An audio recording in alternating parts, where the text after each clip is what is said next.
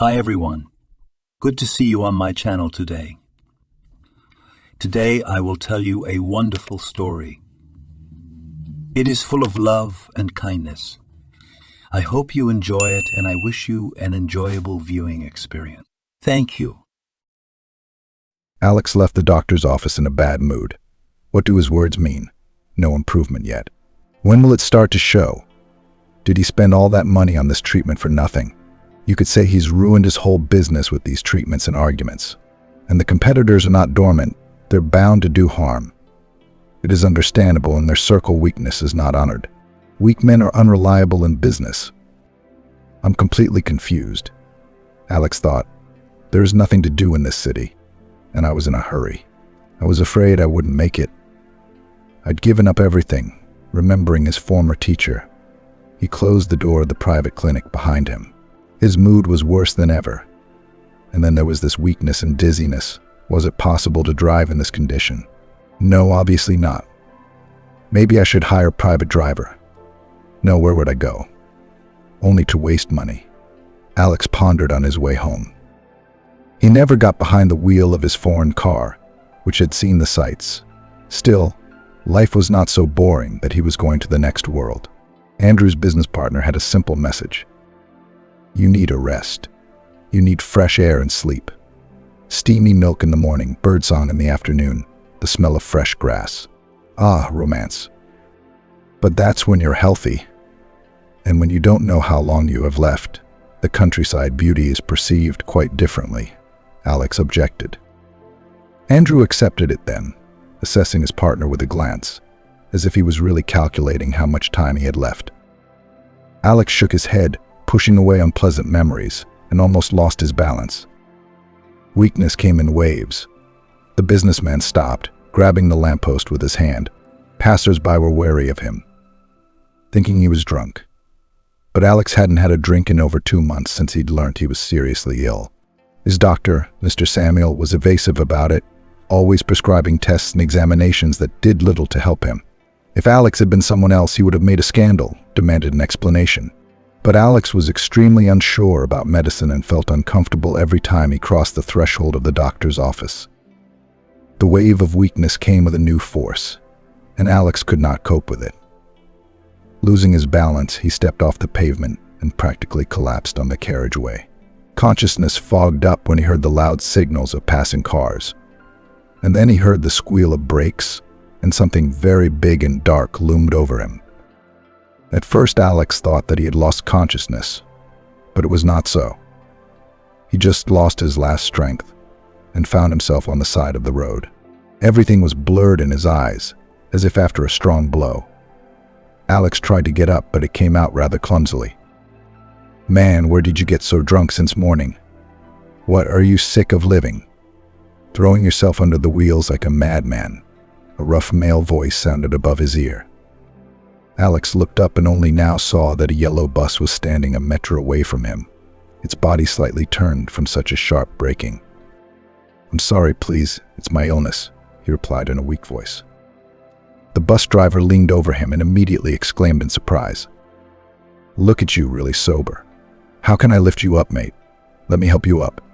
Can you stand up? Or should I call an ambulance? Alex waved his arms. No, I don't need any doctors. I just got out of the hospital. I can walk. I feel better already. The driver grunted and quickly helped the businessman up. Alex suddenly wanted to thank the kind man. There were many things in life. Would he ever meet him again? And he would never remember the number of the bus. Alex put his hand into his pocket, and to his dismay he realized that there was no cash in it, only bank cards. And what good are they when you still have to go to the terminal? The solution came unexpectedly quickly. Alex touched the wrist of his left hand and in one movement took off his watch. Here, take it, please. Just don't refuse. It's for your concern and for the fact that you didn't hit on me, although it would have been better if you had crushed me. The bus driver was confused and shrugged his shoulders uncertainly. Calm down, mate. Take it easy. You've got an expensive watch, you'll still need it. I'm sure it wasn't bought for a penny. Alex smiled. No, take it. I'm from the heart. But I won't need them anymore. The man hesitated for a moment, and then he accepted the gift. "Thank you, brother. You hang in there. All illnesses come from nerves. Remember that." The driver said goodbye from the bus cabin. Alex waved to him and slowly walked towards his house. The elite high-rise, where his flat was located, was visible from afar. Just kidding, as many as 16 floors. Underground parking, a closed children's playground, and even a small swimming pool with a gym. The elite live in such houses. It's beautiful. Just look out the window in the morning, and the whole city is in front of your eyes as if in the palm of your hand. But Alex was not happy about it now. Nodding to the board guard in the lobby, he wandered to the lift. He lived on the 3rd floor, and in good times he always went up on foot. But today was not a good time to go up. No sooner had he put his finger to the button of the lift than he was called by someone's painfully familiar voice. "Mr. Alex, please wait." Alex turned round and saw a security guard rushing towards him. He was a man in his 30s, practically his age. "Yes, I'm listening to you," Alex answered respectfully in a businesslike manner. Of course, due to his position, he could easily address the guard as you, but he didn't do it. In fact, everyone is equal before each other. It's just that each person is in his own place. Some are in business, and some are guarding the peace of the residents of the block of flats. "Mr. Alex, here's the thing. Can you help me with my work?" by any chance began, panting, the guard. Alex raised his eyebrow in surprise and asked through force, "What's wrong?" The place at the security desk is no longer satisfactory. The man in uniform hesitated. "Yes, how to say, it's not a bad place, warm, quiet. The tenants are adequate. Just look at the order in the surveillance cameras." "Watch out," the businessman looked expressively at his interlocutor as if to let him know, "Stop beating around the bush. Let's get to the main thing." The guard wrinkled his nose a little and continued. "It's a good job, I'm not complaining, but the pay is a little low. And I have, or rather my son. He's only 2 years old. His leg was damaged at birth. He needs an operation. Of course, we're on the waiting list for a quota, but no news yet." "We can't wait," the guard said. "The doctors are in a hurry. We need money." The businessman shook his head sympathetically. "But what can I do to help? Give money for the operation? Well, it's not a pity for the child. Give me the details of the clinic. I'll transfer it, though not in full, probably. But I'll try to cover at least something." The guard was visibly animated, and his voice had a different tone. "Thank you, Mr. Alex, but I'd like to get a job at your firm. I've heard you have a collection service. You need people. Well, I'm ready. And I've got the skills to match anyone's skills. I used to work as a gamekeeper." The guard's story interested Alex even more, which made him forget about his indisposition for a moment. "A gamekeeper, you say? It's a good job. Why did you join the guard?" The interlocutor lowered his eyes guiltily. "I'm a former convict, Mr. Alex. A convict, that is. Hunting accident. Rich men shot each other drunkenly. They all survived, though. They made me look guilty, though, so as not to spoil my reputation. I thought they'd give me probation or a year or two at the worst. But they gave me 7 years. But I served 2/3 of my sentence and got out on parole. The head of the colony turned out to be a man. He helped me with a job. Without his patronage, I would never have been hired as a guard. And now I've had an accident with my son." Alex frowned. "I see. I'll think about it. But leave the details of the clinic. I will now go up to the flat and immediately transfer the money. I don't mind working, of course, but my business partner is a very sensitive person in this matter. He can't stand ex-convicts." Tears glistened in the guard's eyes. "Thank you. I'll be forever indebted." Alex just waved his hand and pressed the lift button. Not that he was a benefactor or a saint, not at all. Alex had his sins, and more than one. But children had always been his weakness. How can you not help a security guard's kid? The kid's only 2 years old. A kid could be lame for life, and children are the future. Well, Alex won't get poor. He wanted to buy a car, but what's he need it for now that he can't drive? And anyway, Who knows how long he has left to live? A year, 2 years, maybe even less. Coming to the door of his flat, Alex took a bunch of keys out of his pocket. Seeing one of them, the oldest and worn in several places, the businessman shuddered. This key was from his parents' house. His mum lived there now, all alone, abandoned by everyone and first of all by her own son. Unpleasant memories came over Alex. He slipped the key into the keyhole and turned it anti-clockwise. The flat smelled pleasantly of something fried and very tasty. Alex smiled. "And you're good. You managed to order delivery from the restaurant." She couldn't cook herself, especially meat. Once she put the duck in the oven and went out on the balcony to chat with a friend about this and that. She only came to her senses when there was black smoke. Since then, cooking and Tracy had become incompatible. Suddenly Alex heard voices, and there were 2 of them, male and female. They were coming from the bedroom. One belonged to his wife Tracy, but the second one... Oh my God, it was Andrew. But what's he doing here? They can't stand each other, ran through the businessman's mind. The truth was unpleasant. Alex had heard about it many times from the stories of acquaintances and anecdotes, but to see it in person, God, it's disgusting. Tracy and Andrew were lying in their arms, talking aloud about their future. Alex even managed to distinguish the word wedding in the conversation. Blood instantly rushed to his head, filling his mind with rage. Seeing his business companion in the doorway, Andrew did not hesitate and pointed him to a chair. "Alex, don't get hot." Alex was surprised and froze on the spot. "But don't make a scene, Alex. Andrew and I love each other and want to get married," smiling languidly, Tracy said. "I will destroy you," Alex hissed and immediately grimaced at the pain in the back of his head. "Come on. Think of yourself. You're just about to give up. There's nothing more for you to do in business. I held a private shareholders meeting yesterday. You've been relieved of your position, so you can go back to the middle of nowhere. Don't lose your dignity," Andrew remarked. Alex's face turned white and there was an unkind glint in his eyes. "You get out of my flat before I kick you out." Tracy grinned and began to twirl a fiery red curl around her finger. "Alex, what kind of day are you having today? Everything you say is out of order. I own the flat. Or have you forgotten? You're not registered here, are you? Or am I wrong? You were too lazy to check out. Did you think you'd have time? Now pack your things and get out of here yourself." Only now Alex realized that he had failed on all fronts. Doomily waving his hand, he wandered to the room that had served as his office for several years to fulfill the promise he had made to the guard at the gatehouse. There, the businessman leisurely took out a phone from his pocket and called an acquaintance working in the bank. After a short negotiation, the necessary amount was transferred to the account of the medical center, where the boy was to undergo surgery.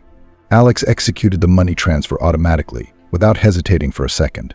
At this moment, he didn't care anymore, just to leave this hateful flat as soon as possible. Tracy and Andrew's joyful voices were still coming from the bedroom. It made him clench his jaw painfully in impotent rage. Alex's condition was bad. He was dizzy, his mouth was dry, and he was very thirsty. As it turned out, there was no water in the study, and he didn't want to go into the kitchen with his lovers. Alex realized that in this situation he had shown himself cowardly. If he had been more decisive, he would have definitely arranged an argument with inevitable fighting and shouting. But in his current state, he couldn't even cope with a child. The businessman's hands slumped helplessly, and his lips pressed into a thin line. Gathering everything he needed in his bag, Alex left the flat, loudly slamming the door goodbye. What else could he do? Listen to their cheers or feel like a failure? No, that was enough. Alex was in such a broken state that he didn't even bother to call the lift. He made his way down the stairs. The guard met him with a sympathetic look. "Did you know?" Alex asked sadly. He nodded and immediately looked away. "Why didn't you tell him right away? Did you feel sorry for him?" the businessman asked again. The guard looked carefully into his interlocutor's eyes. "Why didn't you report it?" "I did. And how? I wrote an anonymous letter to you in a sealed envelope, and I enclosed a video surveillance tape in the mailbox. It shows your friend visiting your wife while you are away." Alex shook his head sadly. When was the last time he checked the mail? But what's the point of waving your fists when it's over? Well, goodbye. Don't let it go to waste. I'm out of here. I've transferred the money to your son. 70% paid off. Add a little of your own. And that's it. Alex said goodbye and went to the door. Only when he faced the betrayal of his wife and friend, he realized that he had to go back to where it all started. Thinking about it, Alex realized that he couldn't leave now. Oh, he can't. His traitor friend would take all the business, and he wouldn't even say thank you. Andrew turned out to be very cunning. He's already had the shareholders meeting on the sly, and they're all just waiting to have a wake for Alex. And none other than Andrew will be among the first to say a farewell word about him at a fresh grave. And they started out together 7 years ago as newcomers. Alex, from a remote village to the city, left everything, his job, his parents' house, and above all his mother, and left. It's not nice. He took all his savings from the box and ran away in the dark night. He wanted to leave in the morning, but he realized that his mother might see his shameful escape. Mrs. Torrey had been a milkmaid for the last 20 years. She was accustomed to get up at dawn, and therefore could easily catch her favorite son in such a shameful act. 7 years had passed, but it seemed like only yesterday. I got on a passing bus. He stood for a few stops, as there were no free seats. Then the driver sat Alex next to him and winked in a friendly way. "You're probably on your way to earn money, lad, aren't you?" Alex nodded cautiously, afraid to say too much. He had been to the city before when he studied translation at the institute, and when he returned to his native village, he went to work as a foreign language teacher. The driver smiled understandingly. He had seen such cases many times before. It was not from a good life that a person traveled to nowhere. Circumstances forced him to go, what can I say? And whether he would be able to settle down in his new place, nobody knows.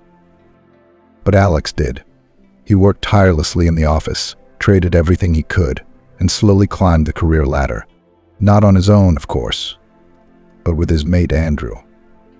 The mate was always more cunning. He would set one up, the other would go round the bend. And then he made it to the top.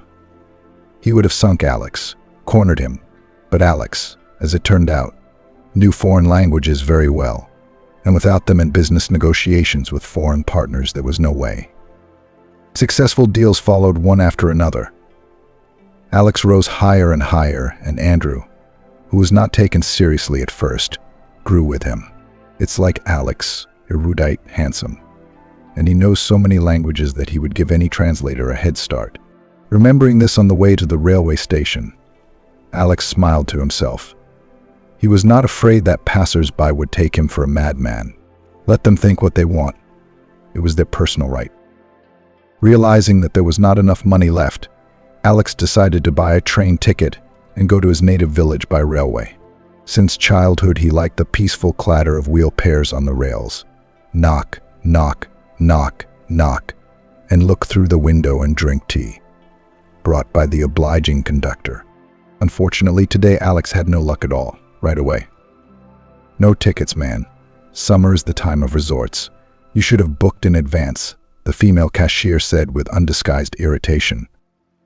"I couldn't there at least be something passing through?" Alex begged. She looked reproachfully at the white as chalk face of the stranger. "But I said there's nothing, man. Do I really have to say it twice? Understand.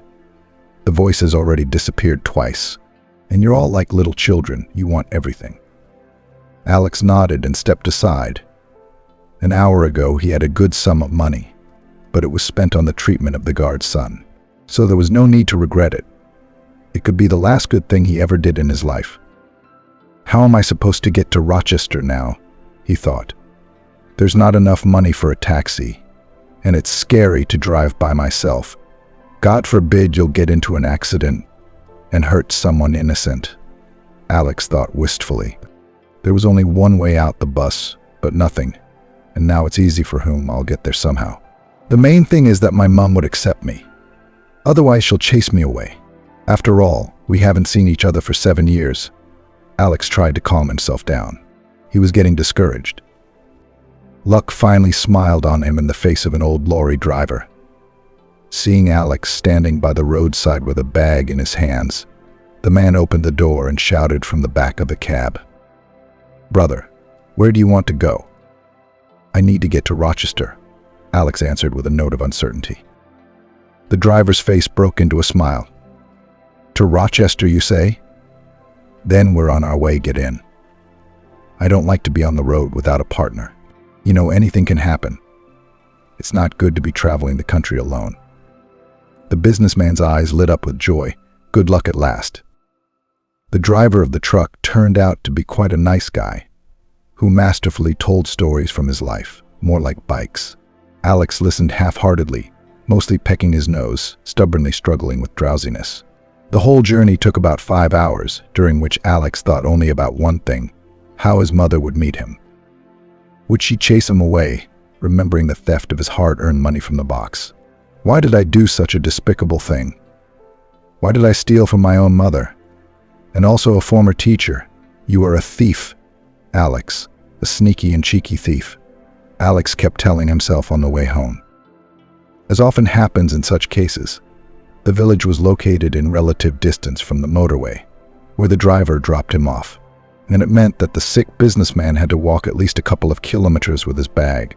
Under the scorching July sun, Alex smiled to himself and walked towards the village, taking the dilapidated mill buildings as a reference point. Once it was working at full capacity, and his mother always baked Alex pancakes from new flour. And delicious pies, too. Alex loved his mother's baked goods, simple, uncomplicated, but no less delicious. If you took such a pie in your hands, it was like breathing, vapor spreading divine aroma around you. Airy dough made it almost weightless and pleasant to the stomach. One could eat 10 such pies in one sitting. And nothing, it wouldn't get heavy. That's how Alex's mom cooked, and she was a self-taught cook, having learned all the mysteries of village cuisine. During the years of his life in the metropolis, the last time Alex ate such delicious things was 7 years ago, the day before his dastardly deed and his escape from home under the cover of night. Since then, he had never eaten anything better than his mother's cooking. Every restaurant he went to was the same: foreign dishes, sauces that would break your tongue, an ostentatious luxury. Waiters scurry back and forth, the chef shouts, and the restaurant singer broadcasts in a languid voice from the stage. It seems to be indescribable beauty, luxury, wealth, but there is still no coziness in the soul, because nothing in life can be compared to a dinner in the village, when after a hard day's work the gifts of the homestead plot are put on the table: cucumbers, tomatoes, potatoes, and oil. How can you do without it? On the table is clean bread, most often white. No one can refuse it. And all these salads with overseas foie gras seem to be a meaningless gimmick. If we have it, it's good, but if we don't have it, we can do without it. Remembering the dishes from his mother's table, Alex felt a strong feeling of hunger. His mouth instantly filled with saliva, his stomach rumbled invitingly, forcing him to speed up his step. That's a good sign. I used to have such a vicious appetite. I don't remember. Maybe Andrew was right when he told me to go into the wilderness. I mean, he's a traitor, and there's no forgiveness. But he thought right, that's for sure. Alex thought, and involuntarily increased his step, to his sincere surprise. The businessman noted that his gait became more confident, and his head became clearer and no longer heavy as lead. Of course, this could not be considered healing, but given his unenviable situation, it was the best thing that could have happened to him today. Despite the fact that the time had long since passed noon, there wasn't even a chill in the air. Sweat rolled down the businessman's face, used to traveling in an air-conditioned car, and here he had to take his feet in his hands and walk to his parents' house, where he had spent the best years of his life. What a fool I was. I chased the money. I lost more than I gained, my mom's trust. But why did I need this town? Alex asked aloud. The sound of his own voice against the background of the countryside seemed unnatural and somehow not serious. Suddenly, a couple of meters away from the road, a strange squeak was heard. as if a child was hiding behind a haystack to play hide and seek with someone. Alex stopped and put his bag on the ground, warmed by the merciless sun. The strange squeaking sound was repeated again, forcing Alex to take a couple of steps towards the nearest wild briar bushes. By mid-June, it was already in full bloom, and the man remembered that at such a time the village lake was a good place to catch crucian carp. Alex came closer and cautiously walked around the thorny bush, which spread its branches in all directions like a giant spider. He took a closer look and shuddered with amazement. In the grass lay the fiery red body of some animal. It was bigger than a cat, but not as big as a big dog. It's a teenage fox, albeit a large one.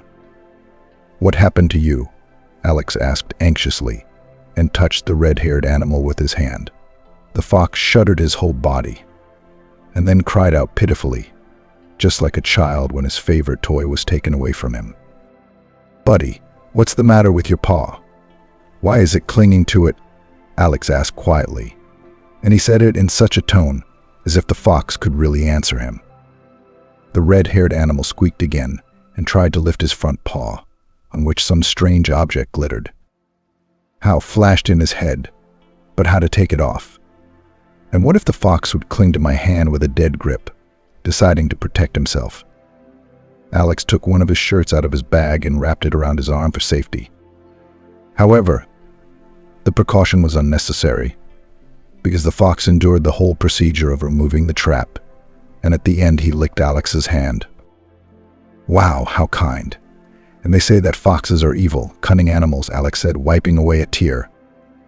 The red-haired animal shrieked gratefully and tried to get up, but at the same second he fell on his side with a muffled groan. "Quiet, quiet. Where are you going so quickly? I'm not a doctor, but I think your leg is broken. Let me take you with me. You know what my mom's like. She'll get you back on your feet. You just have to be patient." "Okay?" Alex asked. The fox sneezed amusedly and looked eagerly at his savior with his beady eyes. "I got it. I'm not stupid." "Well then, bear with me, little one. Now we'll be on our way.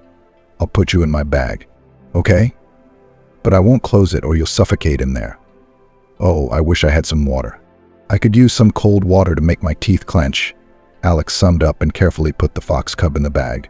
The cub behaved calmly, only occasionally flinching when Alex awkwardly lifted the bag over another bump. At last the village appeared ahead, quiet houses, wicker fences and fences leaning on one side. From one side of the village could be heard the distinct mooing of cows.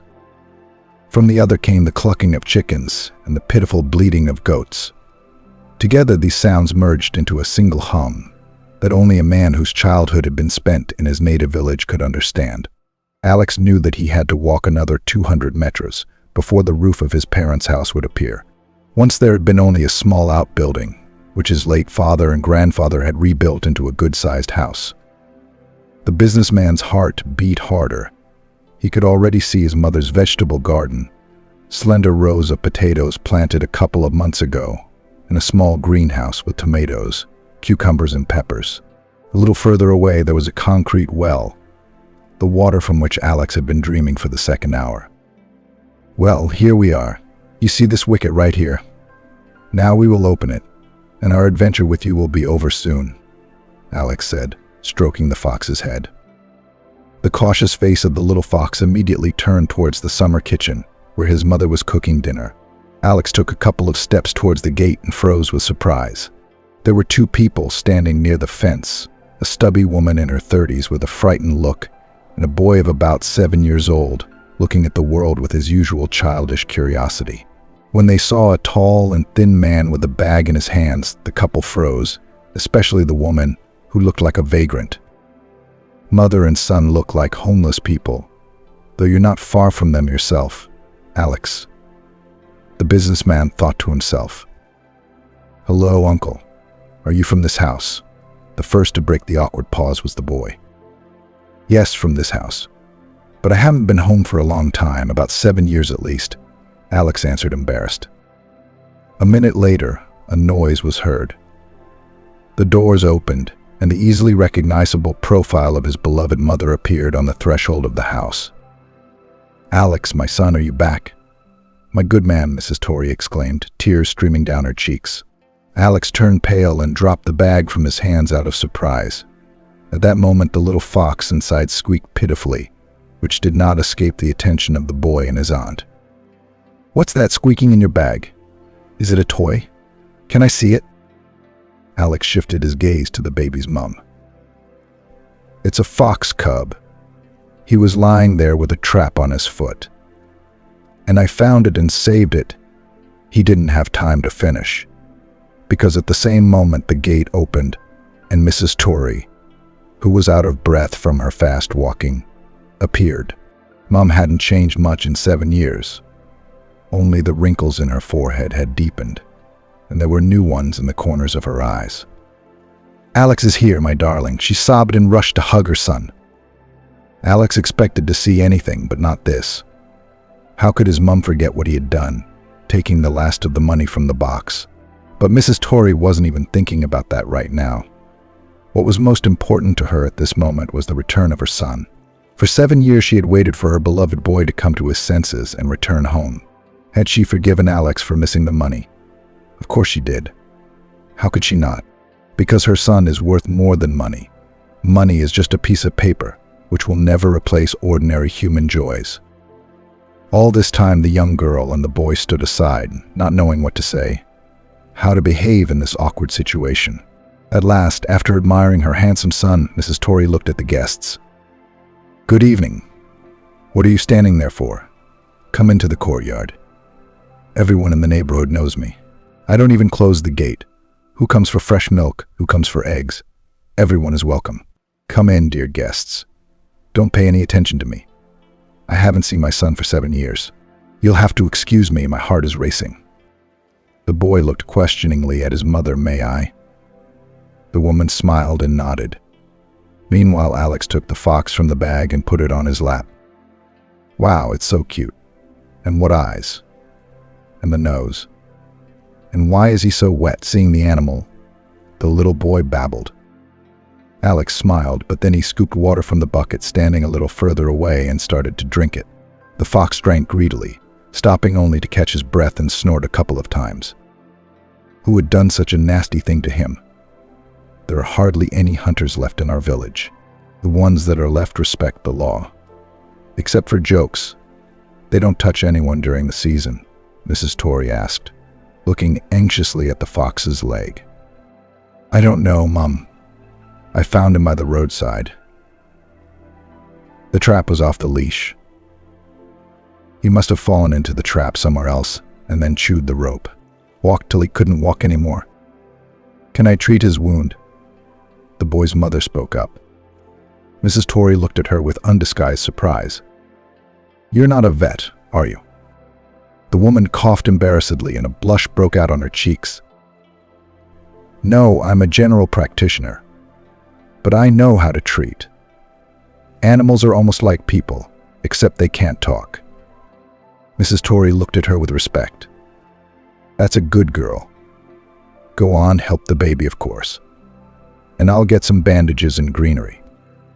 Auntie, won't it hurt Carrot Top?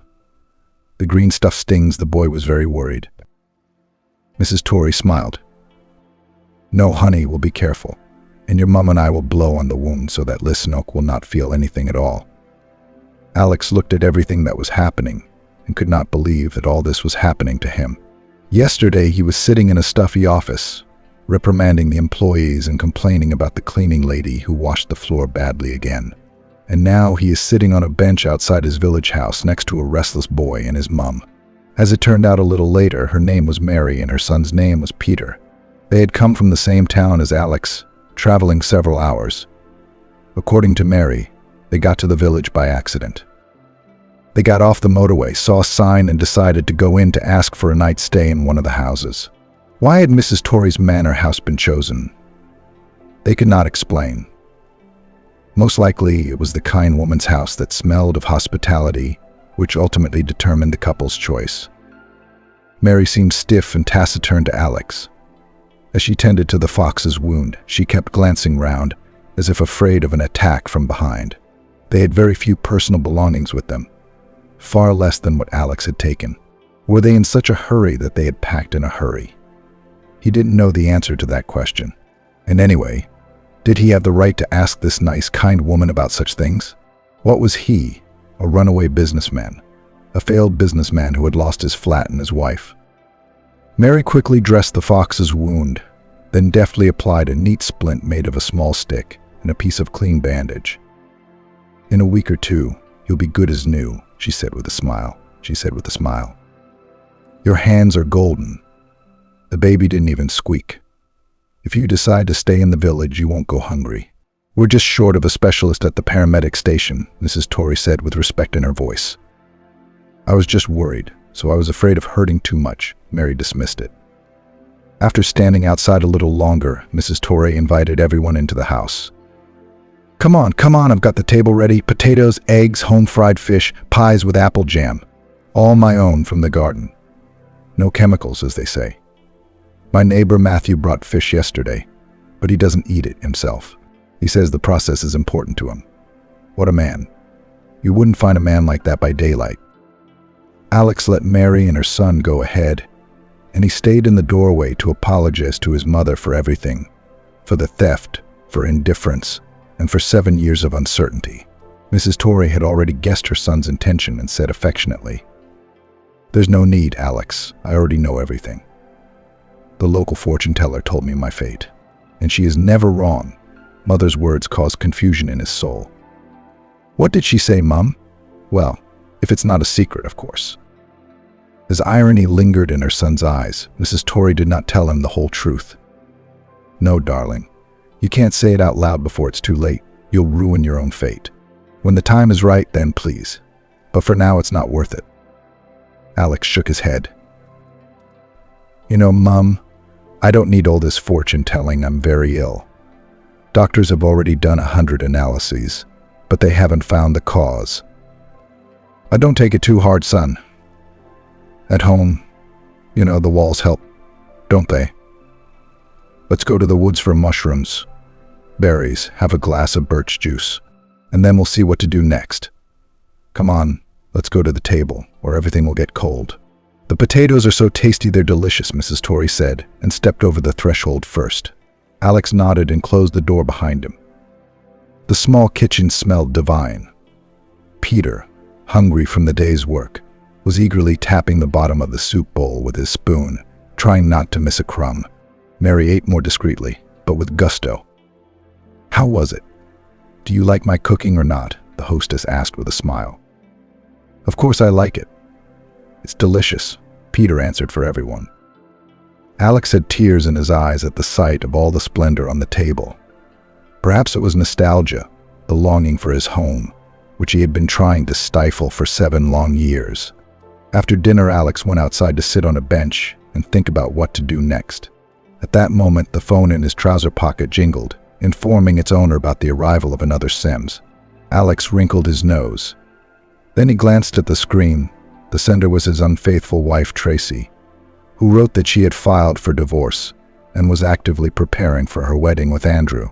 Alex grinned, then wrote briefly, "Love and advice." He felt no anger for some reason. Watching your husband fade before your eyes was not a pretty sight. She'd always been a woman of ambition and high expectations, and Alex just hadn't lived up to expectations. What can I say? Sitting on the bench, Alex felt a lightness behind his shoulders and thought about his treatment. He wouldn't quit, of course, but he would stop taking all these pills. They only made things worse, because the side effects of these drugs were many times worse than the symptoms of the disease itself. Sitting on the bench of my parents' house was pleasant. Alex's father had built the shop. Indeed, Mr. Gregory was a craftsman. If you wanted to make something for the house out of wood, and if you asked for something better, he would make a toy.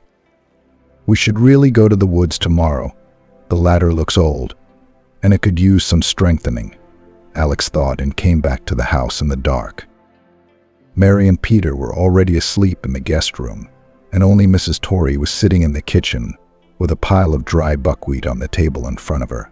She liked to pick through the tiny grains with her fingers, pushing aside the sparse stumps and husks. "Mum, I want to get up early tomorrow to go to the woods with Korat, Top, and Peter, but they don't know about it yet. But come on, It'll be a surprise. Wake me up if you need anything. I want to get ready." "Well, fill up the thermos or something." Standing in the doorway, Alex asked. Mrs. Torrey smiled and, supporting the lugs of her glasses with her fingers, nodded in agreement. "All right, son. I'll wake you up for sure. And I'll give you some steamed milk for the journey," she added in a low voice. Alex looked lovingly at his mother, mentally promising himself never to leave her. But as soon as he touched the pillow, sleep came over him and he fell asleep instantly.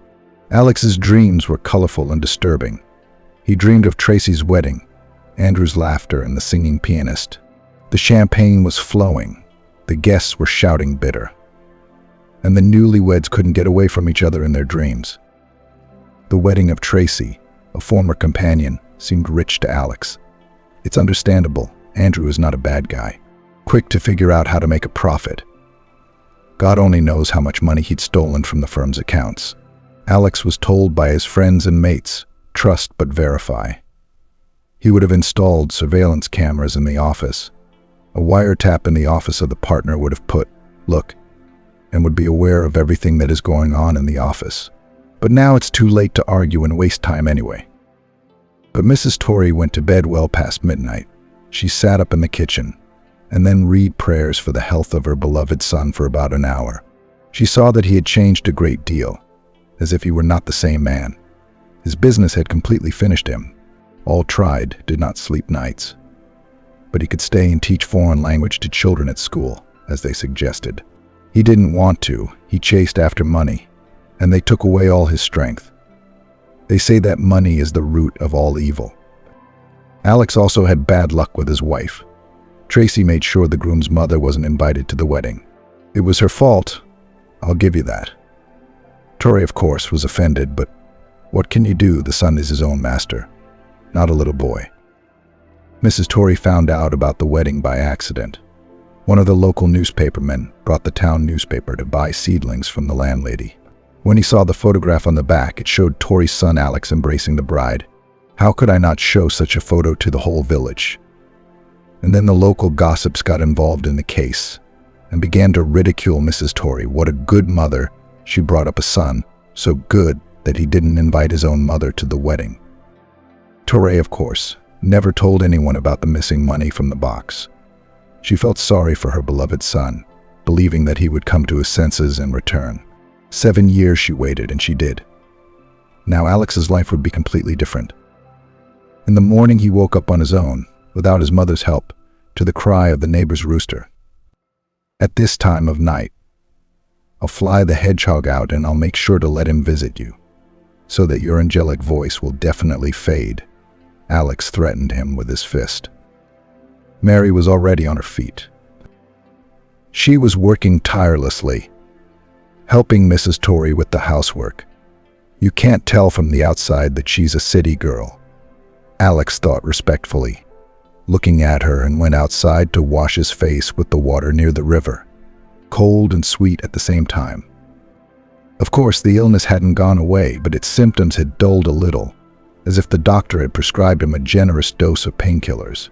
Having learnt that Alex was going to go to the forest for mushrooms and berries, Mary decided to join their small group, consisting of Peter and Carrot Top. But before she sent her son off, Mrs. Torrey handed him a weighty bundle. Here, take this. It's hard-boiled eggs, potatoes, and chicken ham. I'll put some more milk in and some apple pies. I liked them so much yesterday. Mom, what a load of rubbish.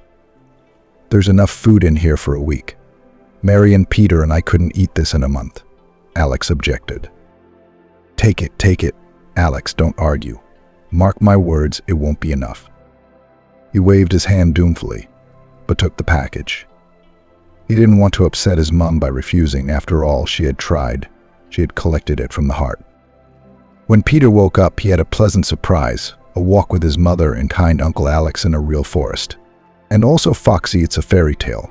Since Alex had been to these places before, he was the guide. He led everyone out of the village and into the forest. Carrot Top was in his bag because of his injury and looked at the world with his usual calmness and caution. The locals looked at Alex with reproach. The former school teacher, the loser, returned. He wanted to go to the city, but what was the use? He arrived as pale as a ghost, not looking like himself. He felt a wave of negativity from his fellow villagers, but in response he only lowered his eyes and stubbornly walked forward. When the forest appeared, Alex visibly relaxed. Now he wouldn't have to hide his eyes from shame. The forest father will always help and comfort him. The fir trees waved their branches in a welcoming manner, and magpies chirped like hospitable hostesses. Feeling the power emanating from the dark greenery, Alex cautiously asked, "Mary, why did you and Peter move to the country? You're city folk, aren't you?" She sighed sadly. "Yes, Alex, we are. But we had no other choice. Peter's not my family, if anything. His parents died in an accident. His grandfather raised him from the age of 2, and I'm a GP. This man on the estate, Mr. William, ran a lucrative business, you might say single-handedly. I was hoping for a son and daughter-in-law, but it was not to be. He lost them all, including his wife. She left before the children died. She was very ill. A couple of months ago, Mr. William took ill. He kept complaining of weakness, nausea in the morning. I tried to treat him, but he just couldn't get round to it. The people around him were bad, greedy, cruel. They had their eyes on his condition. What does an old man in his old age need? Care and concern. These scoundrels have provided the businessman with everything, they say. We'll carry you in our arms. Just make a will for us, so that we and our counselors will be at your grandson's side. And when Alex grows up, he'll get everything at once. They say it will be a contribution to the future. And the boy won't go to an orphanage, he'll stay with his guardians," Mary went on. And he believed it. But it's a blatant lie. Alex couldn't help himself. Mary shook her head sadly. "But it's understandable for you, Alex." And Mr. William took every opportunity, without thinking, just to help his grandson and secure his future. I've been round to his house more than once. I saw what was going on. Granddad was being burned to death, and the money was being taken. I tried to help, but Mr. William kept saying no, and then he was gone. "Did the will leave all the finances to these guardians?" the businessman asked again. "Not exactly, of course. The house and property did go to the crooks. But that's just a drop in the ocean. The main capital is in the bank, and only Peter can get them because he has learnt the secret code by heart. His grandfather prepared him for it for about a month and a half. He used to get him out of bed at night and ask him to tell the code. And I, when Mr. William was gone, took Peter to my place secretly. I had to quit my job and go on the run. So they're looking for us, Alex. So we're hiding in the village." Mary instinctively turned round and said, "Gee, actually, of course, I think you should go to the police. I don't feel very well myself. It's getting worse by the day. I've been to a well-known doctor at the clinic, but it's no use. Weakness, dizziness, nausea. But you stay as long as you need. There's plenty of room in the house for everyone. Mum certainly won't mind," Alex said with sincerity in his voice. "Thank you for your support. Forgive me for asking, but who were you treated by? What's the name of the doctor? You understand, I'm not the last person in the world of medicine," Mary asked with a furrowed brow. "Mr. Gregory Brown," Alex said without a backwards glance. "What Brown?" she interjected. "Well, yes, Brown. Is there a problem?" Mary suddenly turned pale and changed her face. "Alex, you probably don't know much, but Mr. Brown lost his medical license 2 years ago, so he couldn't have treated you last month if he wanted to." Alex almost dropped the ladder bag from his hands in surprise. "So what does that mean? I was treated by a disbarred quack." Mary sighed sadly and waved her hands.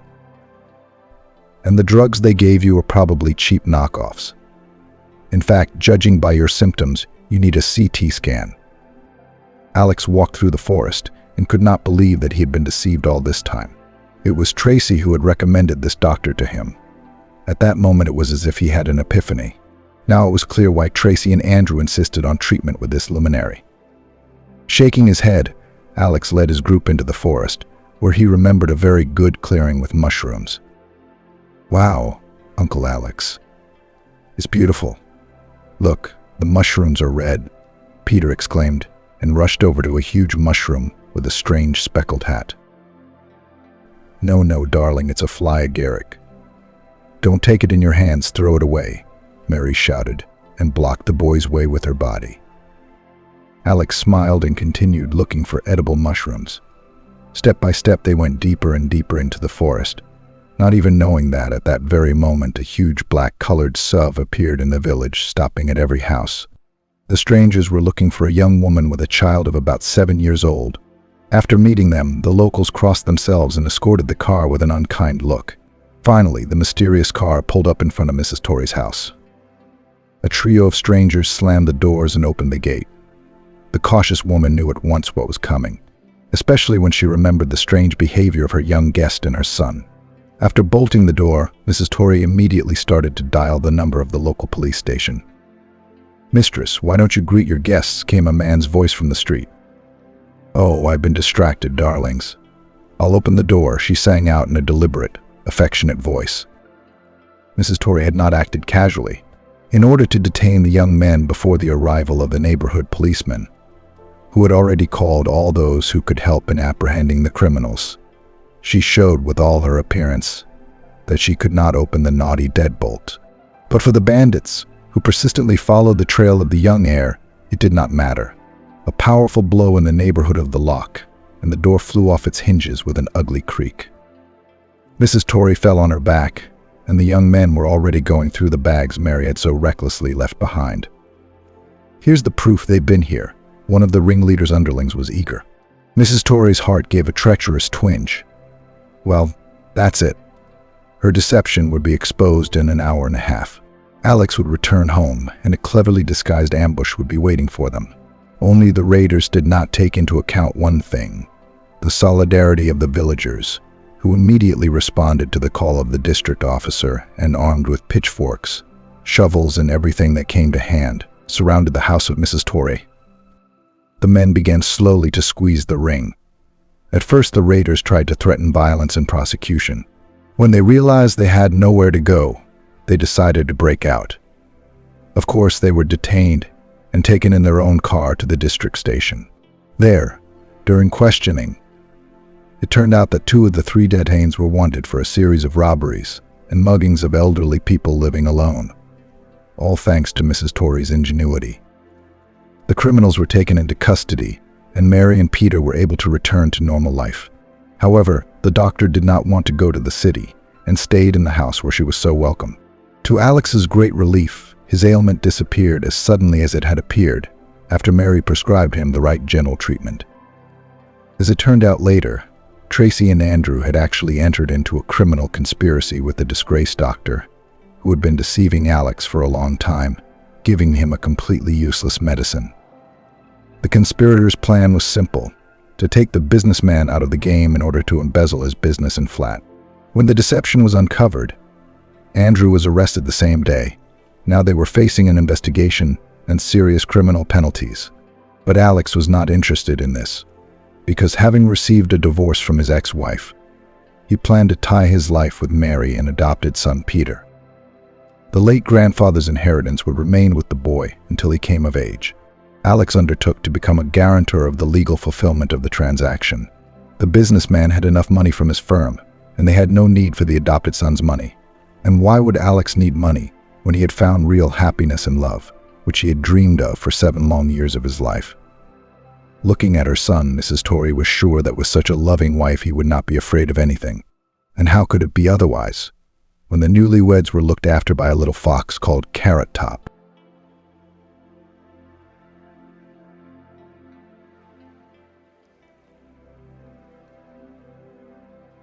Winter was approaching fast this time. Yesterday it was still warm, and couples in love were wandering around parks and kissing. But it had taken 24 hours to make everyone wrap themselves in warm scarves up to their eyes and put away light sweaters. Now they had to dress not for beauty, but to stay warm. Even beggars, who were numerous in warm weather, now preferred to hide in glass pavilions with ATMs. From there, however, they were chased away. "Did you want to help yourself?" a man in his 50s asked sternly, coming in from the cold. He brought a cold draft with him, and the 2 vagrants who had dozed off immediately woke up. "There's nowhere to rest. They won't let us," grumbled the younger one. "Are we not human beings?" he shouted and headed for the door. The other one didn't even move. "And do you need a special invitation?" the man asked. The tramp smiled crookedly. "I guess I don't look like me at all, since you don't recognize me." He pulled off his hat and ruffled his hair. "Doesn't look like this." "Brian," the man whispered. "Is it really you? How did you get here? Why the bum?" "Bitter," Brian grinned. "Long story, Jeffrey, I'm too lazy to tell. And my throat's dry." He gave the man a sly glance. Maybe this ruse would work. And then, at least tonight, he'd be fed. It did. Jeffrey pulled a card out of his wallet. "I'll withdraw some now and then we'll go. We'll eat, have a drink. Tell me all about it." Half an hour later, Brian was sitting across from Jeffrey in some cheap cafe, eating his third shawarma. Of course, a tramp wouldn't be allowed in a decent place. One wouldn't dream of it. But who cares if it's warm and even has food? "What happened to you?" Jeffrey asked. He hadn't gotten himself anything but coffee, but he hadn't touched it either. Brian searched his eyes for a napkin and, not finding one, wiped his lips with the palm of his hand and sipped his beer. "Started out as me being a fool.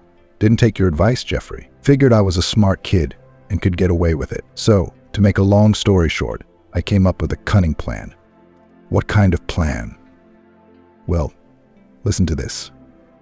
I wonder if these moms do any parenting at all," Brian thought, cringing at the squealing of children. He himself was lying on the top shelf, trying to fall asleep to the measured clatter of the wheels. But how could he fall asleep to the squeals? They say it's good to sleep on trains. That's a lie. The neighbor from the bottom shelf looked at him guiltily. "Did we wake you up?" "Excuse me, please?" He turned away without answering anything. It was sickening enough as it was. He boarded this train with one single thought persistently drilling into his brain. "I'm broke. I'm a beggar. Not only am I a beggar, but I owe everyone in the world." Realizing this proved to be an impossible task. It's hard to readjust. You still act like a wealthy man. You retain your old tastes and habits, and then you stumble over and over again with undeniable truths. You're left with nothing but debt. Instead of your favorite restaurant, you go to a stall for a hot dog, and instead of throwing away a shoe that has fallen apart, you glue it on. From the usual stores, too, it is better to give up. Now you have to go to the market. It's disgusting. But where to go? 6 months ago he had money, opportunities, and a more or less peaceful life. Now there's no business, no peace of mind, nothing at all, not even money for a separate compartment. He again remembered in detail the day when he could still change something, but who to blame? He himself chose not to listen to the voice of reason and indulged his own stubbornness, and for that he had paid the price. He was awakened by a phone call. That in itself was cause for a bad mood, but it was Jeffrey. He never bothered anyone for nothing. I'd have to answer it. "Hello," he mumbled into the receiver. "Woke you up. I don't care. Why are you calling?" "Warehouse has caught fire." "Earthquake," Jeffrey replied almost nonchalantly. "It pains me to tell you this, Brian, but I'm afraid our network won't survive the crisis. We need to sit it out, wait it out." "What?" Brian asked sleepily and yawned loudly. "Look, Jeff, I've told you how many times. No working information until 11:00, except for the most urgent. I'm still not awake and not thinking straight anyway." "Sorry," his interlocutor replied dryly. "You have 40 minutes to wake up. I'm on my way to your place." He passed out. Brian pulled the blanket off the bed, wrapped himself in it like a cloak, and strode barefoot into the kitchen to warm water. He was desperate for coffee. Brian preferred not to think about what he was going to hear in 40 minutes.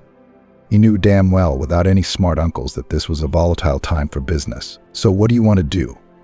Lower prices or raise salesmen's wages so they don't quit? And how does it coincide with the interests of the business? His cause, by the way.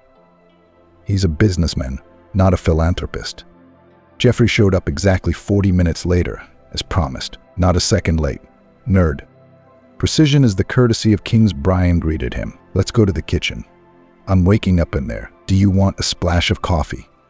"No thanks." He sat down at the table and pulled some papers out of his briefcase. "Look at this, Brian." He slid his eyes indifferently over neatly filled tables and some boring sheets. "Well, what's this?" These, Jeffrey picked up the top sheets, are estimates from suppliers. Next is logistics. Look at the payroll here, and here are the electric bills, but most importantly, the monthly reports. How scary. Brian made scary eyes, but Jeffrey didn't even smile. Scary we're in a financial hole, Brian, and before it gets worse. Brian jumped up and walked nervously along the table, adjusting his crooked chair for some reason. So, what's this got to do with? Well, the crisis. Is this the first time? Things will get better soon. I doubt it. It used to get better because people had to go to the stores anyway, buy there, choose from what we are ready to offer them. So now what's changed? Jeffrey sighed. An online marketplace that provides a huge range. Do you have any idea what that is? A monster that will wipe out live commerce at the root, and their prices, mind you, are significantly lower. Now don't be in a hurry. These marketplaces of yours are just a trendy toy that everyone will soon get bored of. People like it when they have the opportunity to smell, touch the goods. You're already scared. People will realize very soon how great it is to shop around the country and compare prices. Reviews save money and time. It used to be the privilege of only the very rich, but now it's available to everyone. Oh, listen to you, it's like everything. It's the end of the world. Not the end, but the best thing we can do now is slow down and go online too and lower prices like everyone else. We'll have to. But we'll be able to win on employee wages. We won't have to pay the salespeople anymore. Look, Brian, I'm not kidding. We're going to lose everything if we don't suspend our operations. Right now, there's still a chance to save anything. In 6 months, it'll be gone. Oh, don't lecture me, Brian snapped back. As we've worked, so we'll work. That's it. There's nothing to talk about. I should have listened to Jeffrey, Brian thought for the umpteenth time. I should have. But what are you talking about now? You stuck your neck out like a donkey and walked away. Here's your principles. Eat up. Don't be deceived. On the next shelf, the baby cried again. The mother immediately came up, whispered, took her loud-voiced child in her arms. It didn't help. The baby continued to cry, louder and louder. Brian buried himself in his pillow and covered himself with a blanket. When he stepped off the iron step and onto the platform, he breathed a sigh of relief. How tired was he of this journey? It had been a long time since he had traveled by train. He had always preferred airplanes and was used to business class. But now he had to remember the forgotten past, and it would be better to forget it all back soon. 3 days in a parlor car equaled 3 years in a communal apartment. Children screaming and running back and forth without stopping. Men drink and argue politics out of boredom. Students are a separate problem. Why are they so noisy? They roar like horses. They sing songs to the accompaniment of a guitar, and they're hugging in the vestibule. Thank heavens. It's all over. Now he would come home. The last time he called home his home was 20 years ago. When he left, he hoped with all his heart that he'd never come back here again. But he had to. Life forced him to, and there was no reason to get cocky in front of his acquaintances. The streets familiar from his childhood were bustling with people and cars, but Brian didn't notice the hustle and bustle. It suddenly seemed to him that he was watching some infinitely old movie, where he was 17 years old again. After all, nothing had changed. Well, maybe some new signs have been added. The coffee shop at the station changed its name. It used to be called the Roadhouse. Now it's the Tired Wanderer. But in essence, it's the same as before, and it's like he's back to his old self. No money again, not a dime in his pocket, same as before. Okay, stop whining, he mentally ordered himself. You want to get out of the hole. Not to complain, but to act. Only his mother had agreed to what he had planned. After all, her permission was still required. Once in his yard, Brian stood for a few minutes, looking at the house where he had spent his childhood and part of his youth. How strange. Had he really lived here once? A 5-story gray stone building, small windows with still old-fashioned wooden frames on them. Brian remembered the wonderful thing he'd done when he was a kid, insulating the windows for winter. They used to put absorbent cotton between the frames. It had to be stuffed into the gaps of the closed window so that the wool wouldn't fall out. Additionally, the gap was sealed with painter's tape or just long strips of paper. Indeed, it became warmer. But the window could not be opened until spring, and in spring all this construction was removed. The windows were ceremoniously washed, and one could live quietly until the cold weather. More convenient plastic ones appeared much later. And what kind of junk on the long balconies can be seen? They are still used as storerooms for garbage. The horror. Parking, of course, there is no parking lot. The cars are mostly old cars parked according to the principle of who got up first is the place to go. And there's the merry-go-round she and her friends used to ride in 6th grade. It's still standing there all twisted, and no one had fixed it in all those years. There was a peculiar smell of wet stone in the entryway, so someone had recently scrubbed the floor. But at least they cleaned. He went up to the 3rd floor, stepped to the familiar door, and pressed the bell button. Emily had been on her feet since 6:00 this morning, and had run to the market before noon, where she had left almost half of her pension, but it couldn't be otherwise. for her son was coming to visit. The last time they saw each other was 20 years ago, just after Brian received his school-leaving certificate and rushed to the train station the next day to conquer the capital. Conquered, I guess. In any case, he occasionally sent his mother money orders and wished her a happy New Year and on all her requests to drop by at least for a couple of days. He always said that he was working. No time at all. Maybe I'll come to you then, she suggested.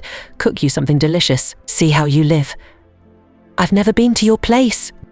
So you'll come and sit at home all day, he asked, and in his voice I could already clearly hear the irritation. Why home? Because you don't know the city. And I only come home for the night. That's it, Mom. Emily hung up the phone and sighed softly. She couldn't forgive herself for living with Brian's father for so long. What kind of example was he setting for his son? All he knew was to get drunk and change mistresses, and no respect for his parents. If it wasn't for Emily, there'd be no one to take care of them. They loved her, called her daughter. She should have divorced her husband, but she didn't have the courage. So the boy saw all that art, grew up selfish, and now he came to see me. How could you not take him in like a human being? Brian loved meat pies and his mom's borscht. So when she got home, Emily rushed into the kitchen to prepare a treat. For the arrival of her favorite son, maybe he'd stay home. Yes, we'll be refreshed. Remember that there are such things as family and the warmth of the hearth. At the sharp ringing of the doorbell, she dropped the spoon she was stirring the roast with. Ah, what a pity that there was no time to tidy up. Now she would appear to her son disheveled, in a robe, without makeup, running past the mirror in the hallway. Emily rubbed her cheeks a little. At least a blush would appear. Emily held out her arms to him. Her son leaned over politely and touched her cheek lightly with his lips. Hey, Mom, how are you doing? Something wasn't right. Something wasn't right at all. And it wasn't that it was hard to recognize the 17-year-old boy she remembered in this grown-up, motherly man. It was just that her son looked at her so coldly, studying her, as if it was not his mother standing in front of him, but a complete stranger, perhaps even an adversary. His mother's eyes were faded, as if burned out, like a once bright cloth under the hot southern sun, and something important was missing from them. Brian couldn't quite put his finger on what it was. Had she stopped coloring her eyelashes? But when he looked closer, he realized it wasn't her eyelashes. It was just that his mother's eyes were sad. There were no usual sparks of laughter in them. That's strange. Mom was always so cheerful, loved to laugh and infect others with her laughter. What happened to her? So this is how you live, he said, looking around at the old furnishings. The sofa, which he remembered from his early childhood, must be all beaten up. You'd have to lie down, and the springs would be digging into your sides. True, his mother had covered it with an orange plaid, but that was just a trick to hide the worn upholstery. The TV's on the nightstand, and the only new technology is a laptop. What's the mother want it for? I wonder if she's on Classmates. Maybe you watch movies, though. So you're living, you don't change anything. I live the same way, Emily replied. Brian stood up, walked across the room, and looked up. Look, there's a crack in the ceiling, there in the corner. See, he pointed his finger. It's understandable, though, how old this wallpaper is. Not remembering the food, for which he'd lost interest, Brian squatted down, pulled back a corner of the rug, and peered at the floor at the baseboard. What did you ask? There's a gap between the wall and the baseboard. We'll have to put in here, she said. What's that for, Brian? I'm fine as I am, he frowned. And how are you doing? The woman asked. Go see for yourself, Emily shrugged, clearly annoyed by her son's questioning. Somehow, this wasn't human. They'd met, and Brian hadn't even hugged her. He hadn't asked her about her health or tasted her mother's treats. She'd tried so hard to please her boy. She'd been looking forward to seeing him. But the son almost immediately began to walk around the apartment, inspecting the shortcomings, and started talking about repairs, as if he hadn't come to his mother's house, but to buy a home. The tiles are almost falling off, and the faucets should be replaced, she said. We'll replace them. What's wrong, Mom? He sat down again on the chair opposite and looked at her reproachfully. You don't look after the house at all. You've neglected everything. It's going to take a lot of repairs alone. Emily smiled openly, simple-mindedly, like a child. It's true what they say. Old people are like children, Brian thought fleetingly. Where am I going to get the money for repairs, Brian? I can't afford it on my pension. Medicines have gotten expensive. Or haven't you been home in 20 years? You've forgotten how we live here. "Stop it, Mother," he grumbled. "Forgotten, not forgotten. What does it matter? After all, I've explained it all to you already. There was plenty of work to do.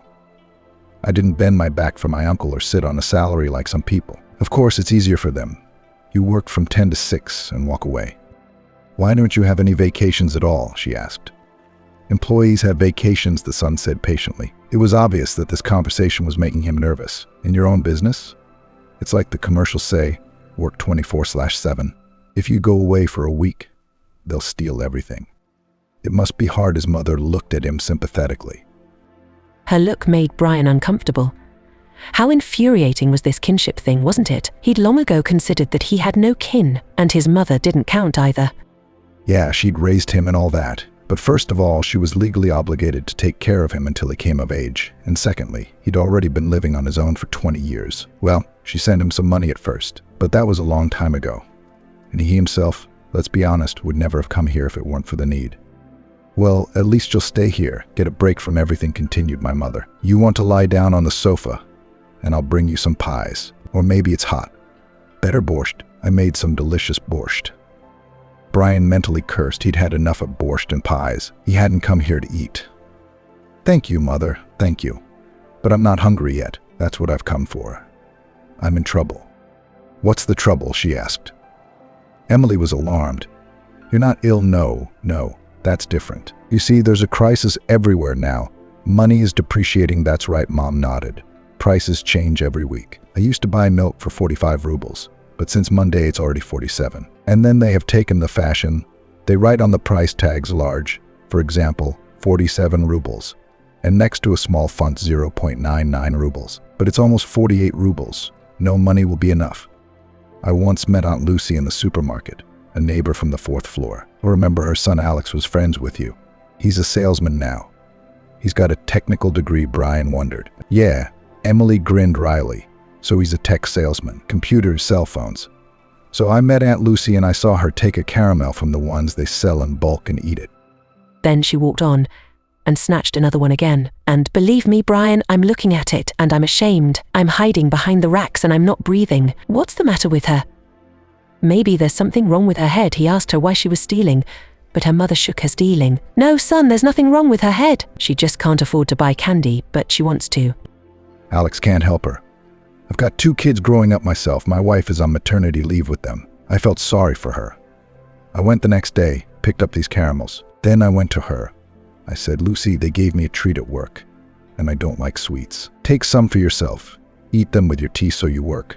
'Mother,' he rejoiced. 'If so, maybe I won't have to. Maybe things will be resolved more easily.'" Jeffrey immediately daydreamed. What kind of work could she do at her age? Well, maybe cleaning somewhere for a penny? "That's all the income?" "Yes, that's right. Mopping floors in a bakery," Emily confirmed his guess. "Unofficially, of course, they don't pay much, but that's thanks enough, isn't it?" I saw Aunt Lucy again the next day, only this time she took an apple and ate it. And it's a good thing she ate some fruit. After that, she didn't buy a little bit, though, but she brought me back change. "There's plenty of it. What else is there?" he wondered. But he had already forgotten about her. "I'll have to go there soon and have a look around. The house is a wreck, of course. It was a wreck 20 years ago, but the land is the land. The main thing is that if the apple trees bear fruit, it's not bad at all." "Oh, it's not bad, no. Come on, Brian." He cheered himself up. "It looks like it's going to work out. It's going to work out." "I thought you sold the cottage a long time ago," he said, trying to stealthily turn the conversation to the main topic of his concern. "No, Brian, why would I sell it? I grow potatoes, tomatoes, and cucumbers and apple trees on it. If I sell it, I'll have to buy it all at the store." But Brian tried to put the right note of concern and slight worry in his tone. "It must be hard for you, traveling back and forth with the crops." The mother sighed heavily. "But where to go? You have to live somehow. It's always the same song," Brian thought irritably, tossing and turning on the old and uncomfortable sofa. His mother had made his bed here for a reason. He'd asked for it. "The fool," he said. "I want to remember my childhood well." Did he remember? The wall clock ticked annoyingly loudly. How could my mother fall asleep to that? Why do these pensioners get so attached to all kinds of junk? Why do I need this watch? Can't you watch the time on your phone? What's this summer house for?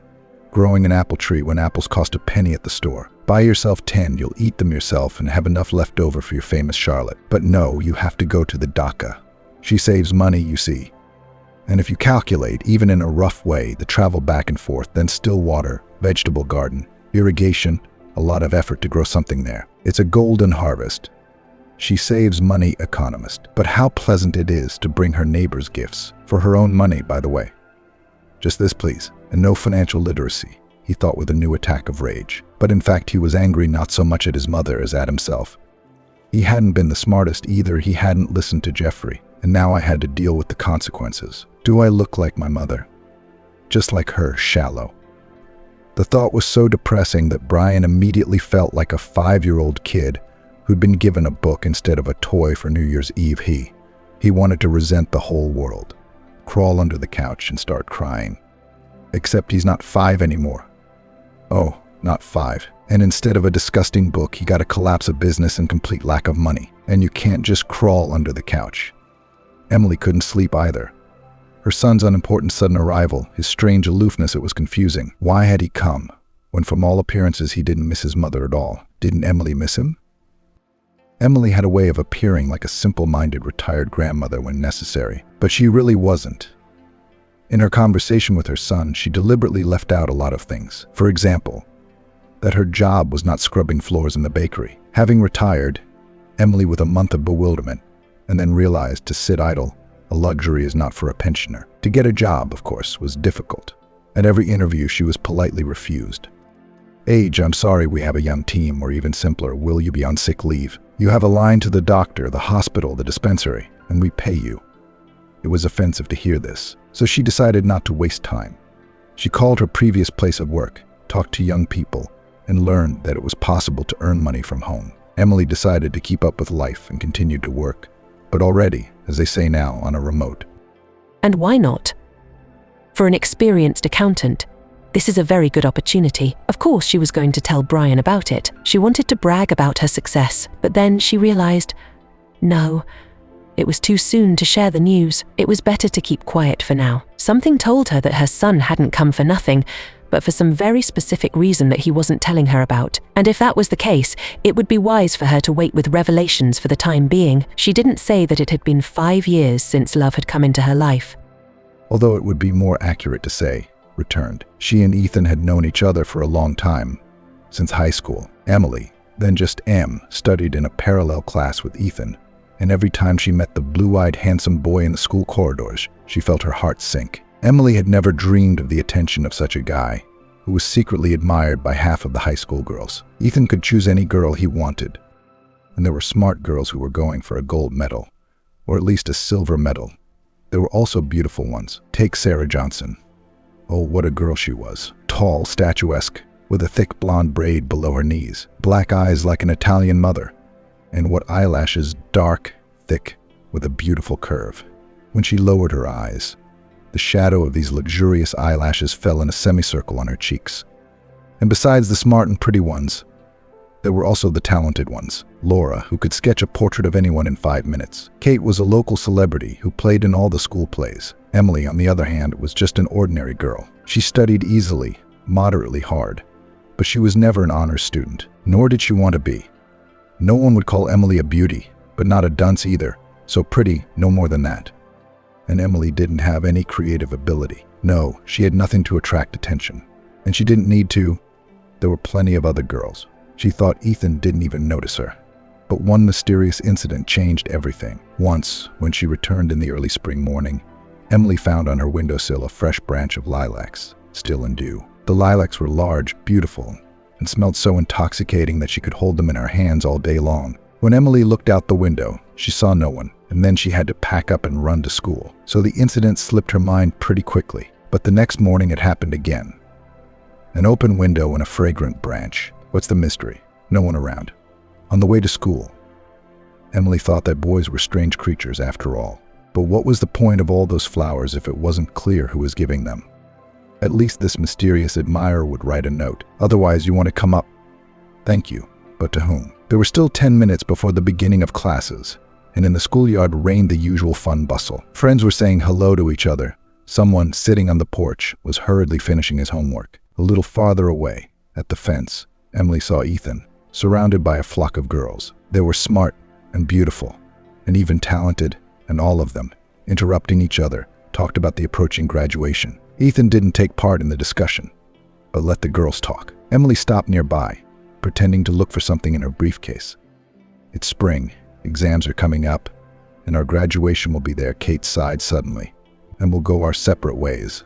Maybe we'll never see each other again. I'm going to New York. I want to go to acting school. You, Ethan, into the army. Jessica's going to New York too. Why don't we go together? No way, the other one replied. Personally, I'm staying here. I'll get married. A woman, if she's beautiful, has no reason to hustle. To work, Kate bit her lip resentfully, and the other girls giggled. She never missed an opportunity to emphasize who was the first beauty here, and at the same time to humiliate the competitors. So the crowd was happy that this time it was not them. Well, if there are no other talents than beauty, then the best thing to do is to get married, Kate thought. Who are you going to marry? Well, see, then I have no one to marry. You'd better tell me what dress I should wear to the prom. Blue or lilac, Ethan said suddenly, and looked at Emily intently. Yeah, I really like lilac, Emily shuddered, blood rushing to her face, and, agonizingly afraid of blushing, she hurried off to class. Now that so many years had passed, Emily sometimes asked herself, why did she get so embarrassed? Why? Wasn't it hard to at least smile at a guy in love? After all, he was probably expecting it. But to her, raised in modesty, it seemed that the handsome Ethan just decided to make a joke on an unattractive girl. And when 40 years later they met quite by chance, being in the same checkout line at the store, Ethan, remembering the past, admitted, remember when I said about the lilacs? Well, of course I remember. Only I couldn't have imagined that you did. Silly, Ethan reproached himself without malice. I should have approached you myself, and I was shy, walking in circles, and you blushed so much. It was immediately clear to me that you guessed. I thought that since you ran away so quickly, it means that you didn't like me. No, Ethan, just the opposite. Really, you thought that, didn't you? You know, I really wanted to try my luck again at the prom, to ask you to dance, to ask you directly. But you didn't come to the prom. I did, Emily confessed embarrassedly. I got chicken pox right before prom. You know, there was no way I was going to make it. Oh, I was so upset. It's funny to remember now. But then I looked at my new dress, and I cried. I roared until my mom took it out of my sight. She looked with a smile at this grown-up man, but so touching in his memories of his first love. How little did you know about girls, Ethan? And here I thought you were a sophisticated young man, a womanizer by then. Yes, he laughed, and I wasn't. But the girls were after you, and they were after you big time, and don't deny it. I've seen it all, I did, Ethan agreed, but I didn't need them. I was in love with you. I guess I should have been more decisive. Oh, what the hell? Listen, I invite you to visit. You don't have to be jealous. My wife won't be here. I mean, we're, almost classmates. Let's go. I agree, Emily replied. Besides, there's no one to be jealous of. I separated from my husband a long time ago. Ethan took her bags and shook his head, and I was too embarrassed to ask why you were carrying such heavy things yourself. And it turns out, too bad you don't. I was sure you'd be able to build a strong, happy family. I can't tell you how happy I was when my husband finally left. Ethan stopped and looked at her confused. Happy? You were happy? Very, Emily laughed. You know, better no husband than a drinking, philandering one. And the worst of it was that I wouldn't have left him myself. You haven't forgotten how we were brought up, have you? It was a shame to get divorced. If we got married, we had to live together. So we lived together. And then there was such happiness. He found someone else and went to her, and I'm free. You wouldn't believe it. Ethan, I danced all over the apartment that day. And then I baked a cake and sat in front of the TV and cut myself a huge piece. I sat on the couch, eating, and some comedy was on, I remember. And this feeling that I don't have to agree anymore, that I don't have to wiggle my way through the evening. To understand, to justify. Oh, that was a relief, Ethan, and I promised myself that I would never take my husband back. And he begged and begged. But I'd already tasted freedom once. You always knew how to surprise me, Emily, he said. And you know, I'm happy you haven't changed, she replied. He helped her carry her bags all the way to her apartment, and then they just sat in the kitchen, drinking flavored tea and talking. They had a lot to tell each other about all the untold things of their youth and what came afterward. So imperceptibly, without noise and a stormy boil of passions, in Emily's life came love. It was the love of two adults, many experienced people, care for each other, respect and warmth. That's what their relationship consisted of, and Emily often thought that nothing better than that had ever happened to her. But Brian didn't know anything about it yet, and would he? She had a sudden urge to call Ethan right now, to talk to him, to hear his voice. But it was nighttime. There wouldn't be a man. With a sigh, Emily rolled over onto her side, closed her eyes, and began counting sheep like a child. Early in the morning, Brian found his mother in the kitchen. She was sitting at the table, wrapped in a shawl, absent-mindedly stirring her tea. Seeing her son, Emily smiled. Something's been keeping me awake. You started to tell me yesterday that you were in some kind of trouble, but somehow you never finished. Brian sat up and poured himself some tea as well. Trouble. That's putting it mildly, he said with a heavy sigh. In fact, I'm in what you might call a disaster. Everything I've worked for so many years has gone to waste. He raised inflamed eyes to his mother. Everything you know? My business just got eaten up by the competition. Bandits? Emily asked fearfully. No, the recession. Those businessmen with their online stores who started slashing prices, that's how they tore everything down. I can't. They can, but I can't. They don't have rent for retail space. They don't have such expenses for utilities. They don't have to pay the vendors. And you, can't you go online like them? I can, but I have to pay off my debts first, and I don't have any money. I've already sold everything I can get my hands on. Oh, Brian's mother was shocked into silence. Sure, Brian was far from a perfect son, but he was still a son. She felt sorry for him. He'd worked for so many years, never been home, never had a family of his own, and to be left with nothing in one fell swoop. I'll get out, he said firmly. I'll get out. But you've got to help me, you know. I need to get this apartment vacated, and the summer house too. Then I can put some money into renovations and rent out both. That'll keep me going. And then I'll find a job. But right now, holding on is the most important thing. You see, Mom's confused. She's not the same anymore, Brian said.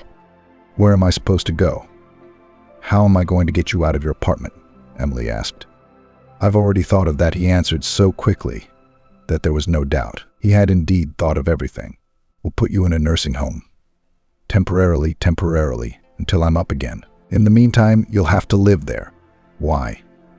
They'll feed you, and the doctors will look after you. So you won't even have to go to the clinic, and you won't have to socialize with just anyone, but with quite decent people. But I'll visit. How can you? And then when this black streak is over, I'll take you away. Well, you know, Brian and Emily stood up and wrapped her shawl more tightly. I didn't expect this from you. What did you expect? He asked dejectedly. That I'd go back to my native land and go to work as a janitor. I'd rather be a janitor than put my mother in an almshouse. There you go again. He struck the table with his fist in annoyance. What almshouse? A normal institution for the elderly. It's not like I'm throwing you out on the street. After all, why don't you help your son? You haven't shown your face around here in 20 years, and now all of a sudden you remember you're a son. No, Brian, you can't expect that kind of help from me, and I don't want to hear any of it. But Mom, he tried to put a childishly whimsical note in his voice. Not for long. Just for a couple months, and then I'll take you away. That's right. Emily turned away from the window, and the sunny spring day suddenly seemed gray and dirty, as if a child had been painting with watercolors and then spilled water from a glass on the fresh drawing. So that was why Brian had come, to put his mother in a nursing home, and to take possession of the cottage and provide himself with the standard of living to which he was accustomed. Again, the old remorse woke up and clawed at her heart. It is my fault. I put up with a worthless husband because of stupid conventions and made my son put up with it. Every day he saw his own father despised and hated by everyone but the bottle. I should have gotten a divorce. I should have what did Brian grow up to be, exactly like his dad. The only difference is that to his father all that mattered was the booze, but to Brian nothing matters but money. Suddenly she felt disgusted with herself, weak and unable to transcend the rules no one wanted, afraid of being judged. Who would judge her? Neighborhood gossipers? Colleagues at work. But after all, she could trade the apartment and move out of here, and she could quit her job and find another one. Maybe I deserve all this, Emily thought. And now she was paying for what she'd done. Where are you going to live yourself, she asked. I'll rent a doghouse, but that'll do for a while. And we'll see, she nodded. Then silently she left the kitchen and went to her room to pack. Not much junk, Brian said, taking the suitcase from her. He picked it up and shook it gently. Clearly the suitcase was half empty. Only things that are truly dear to me are in there, Mother said. Old photographs, letters, and a few favorite books. The rest is yours to dispose of as you wish. A cab pulled up to the house, and Brian took Emily's hand. Well, get settled in. Let me give you a hand. He himself settled into the front seat and nodded nonchalantly to the driver. You know the Hope Nursing Home? Drive there. Emily stared out the window without looking away. They were met at the entrance by a smiling person. Good afternoon. I'll show you to your room. You show me, Brian said impatiently, and tossed his suitcase to his mother. And I have business to attend to. Sorry, I'm in a hurry. He walked quickly back to the waiting car. It worked. It all worked. His heart sang joyfully. For the time being, he would rent out his mother's dacha, and in a couple of months he would talk to her so that she would reissue everything to him. And then he would go up again, sell it, and be able to invest the money in business. Just 2 or 3 months to wait, just nothing, and it's better to get a job now.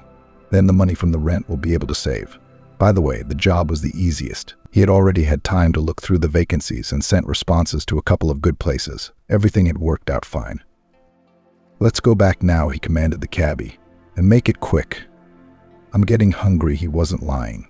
Indeed, for the first time in the few days he had spent in his hometown, he felt a beastly appetite. Until today, he'd had trouble forcing himself to eat anything. Now he would eat it in one sitting without choking on it. It was getting hotter and hotter outside. Brian was glad to expose his face to the sun's gentle rays. It felt good. Emily sat on the bed in her new home and looked sadly at her surroundings. The bare walls were neatly painted a pastel pink color, but there were no pictures, no vase with a flower, and there were no curtains on the windows, blinds. The bed is made almost like a soldier's, a blanket, a plaid, a pillow in a corner. There's a desk by the window. There's a nightstand by the bed, clean, pleasant. A cozy place for those who have nowhere else to go. She pulled out her cell phone and called the one person who still cared about her. Ethan. Ethan cheered. I was just about to call you myself. Do you want to go to a movie? I'll be busy until 6, and I can pick you up by 7:30. No, she begged. You don't have to pick me up. You see, I've moved here where at this hour, Ethan wondered. Emily, please don't speak in riddles. Explain where you moved to and why, she said. Emily felt a lump come up to her throat and barely managed to swallow it. Brian's here. He's lost all his money. He needs an apartment to rent out, and I see, Ethan hissed. Give me the address. I'll be there soon. Ethan, don't. The address, Emily. I can find out myself, but it will be longer. All right, write it down. Ethan arrived an hour after the call. Why didn't you tell me everything right away? He asked. Why didn't you call right away, before you even got here? Emily lowered her eyes. I was so embarrassed. Ethan, what would I have told you? That my son kicked me out of the house. I don't know why he acted like a scoundrel, and I'm ashamed for some reason. She took his hand. Listen to me and try to understand. I'm very sorry for him. I couldn't make up my mind to get a divorce, and that's how it came about. Brian didn't have a good example in front of him, only a bad one. I felt like I had to keep my family together so Brian wouldn't grow up without a father. I didn't realize at the time that I would rather have no father than a father like that, and now I'm paying the price for that indecision. It's my fault my son grew up like this. He was silent for a moment, pulling Emily's head to his shoulder. I don't think that's true, he said. No matter how hard you try, you can't be a perfect parent. Everyone makes mistakes, but when you become an adult, you have to raise yourself. You can't put everything on your parents, and you can't take all the blame.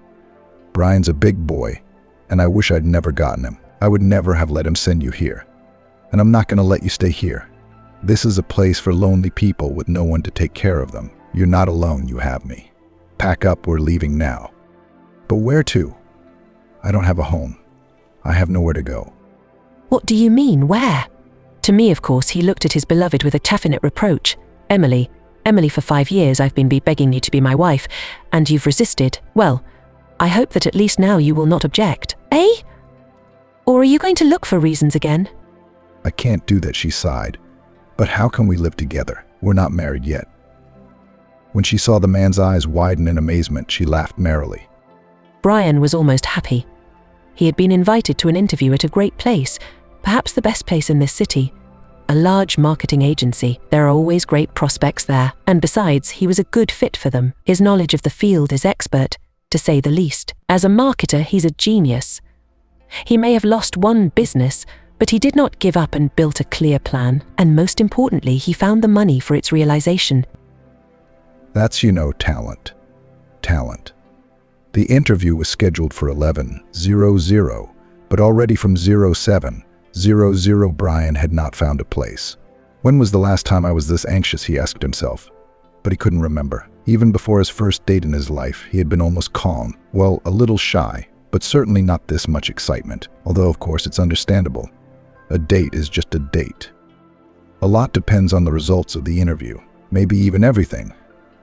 Of course, there are other vacancies, and sooner or later he will get a job somewhere. But he wanted this agency, a solid position, high salary, and with all the new opportunities. After all, had he spent so much time building his own business for nothing? And not somewhere, but in the capital, where competition and for every meter of space sharks so much that only have time to dodge.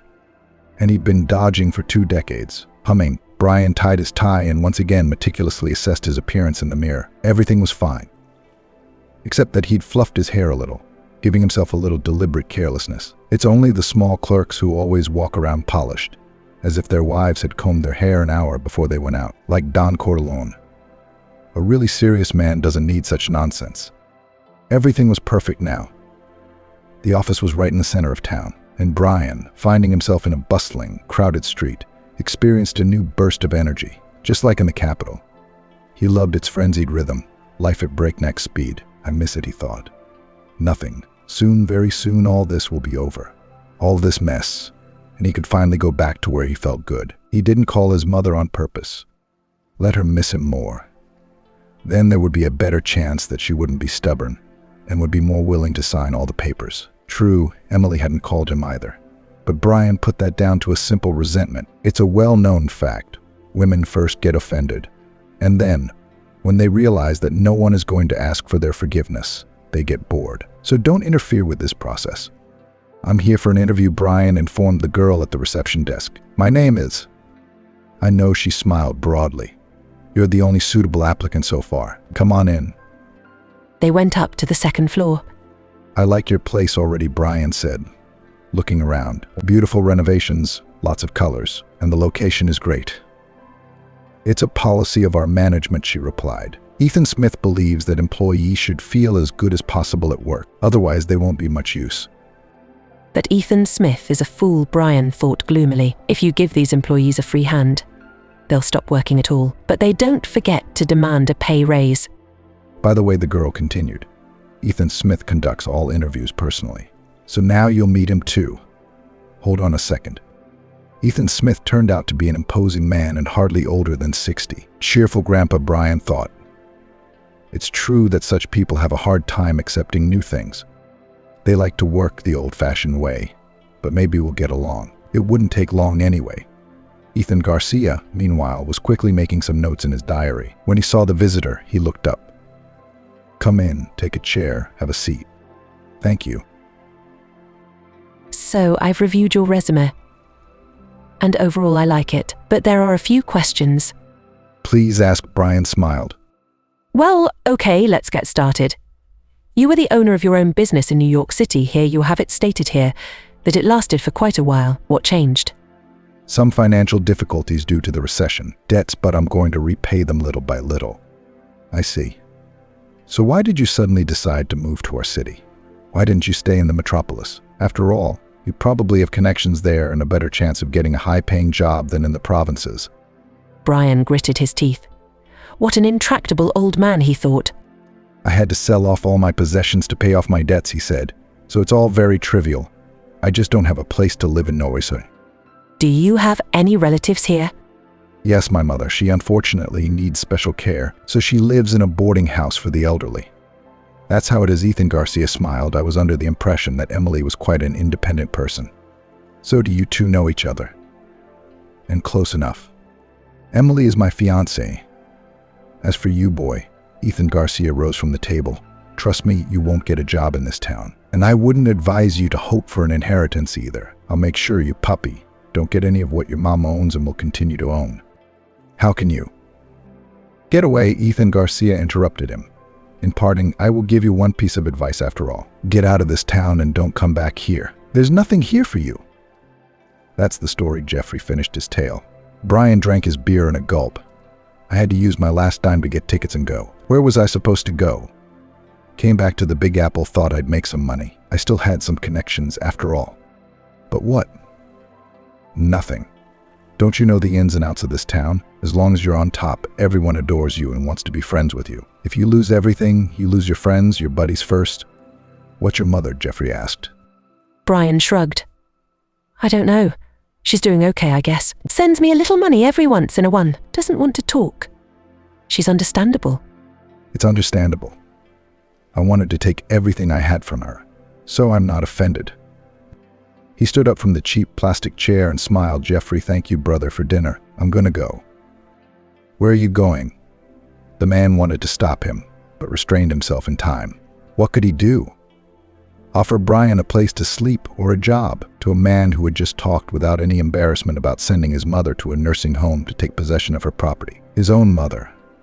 And is it hard to imagine what such a man is capable of doing to a stranger, even one who would lend him a helping hand? No, you can't. It is too dangerous. Goodbye, Brian tossed over his shoulder, heading for the exit. Jeffrey's lips trembled. Goodbye, he whispered soundlessly.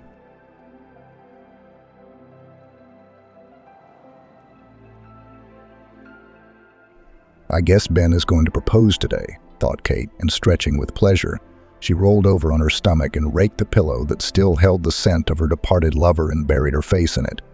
She knew she was so lucky. And how could she not be happy when your boyfriend was a handsome sheriff's brother who promised to fulfill the dream of American life for you in a house in a respectable suburb behind a white picket fence with 3 kids and maybe a pet Saint Bernard? Ben had promised that everything would happen. He would soon save enough for them to move into their new and shared home. Her parents, Kate thought lazily, had never dreamed of such a thing at her age.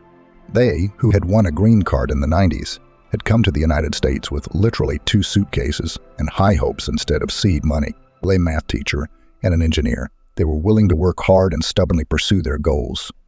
But it wasn't that simple. 3 times Anastasia and Vincent found themselves on the verge of bankruptcy.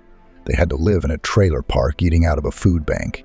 They had to humiliate themselves and take things from charity funds for their daughters. His mom still never tired of repeating how much it hurt her and her father's pride, but they survived. They rose to a confident middle class and now lived on the West Coast in a small house on the coast. Memories of her sister came to mind acutely, suddenly, and at the same time. So naturally, Kate sat up on the bed and shook her head, groaning unhappily. All right, that's enough. On this wonderful morning, she would not think about the past. Enough. But the past, no matter how hard she tried to run away from it, didn't want to let go. And it hurt Kate to imagine what her parents were still feeling, because losing a daughter was, of course, a much more horrible experience than losing a sister. Maggie's been missing for 5 years, missing under circumstances that simply did not allow for hope that one day she would be found alive. And yet, Kate and the girl's parents believed, desperately, with anticipation in every moment for the first 2, with a wistful hope that there was room for happy miracles in the world. The next year. In the 4th year, their faith was based on guilt, that they, as kinfolk, simply had no moral right to think Maggie dead until the body was.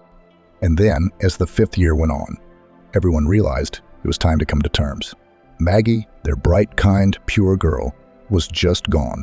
It was as if she'd been cut out of the world, removed. And that was the end of it. Okay, that's enough.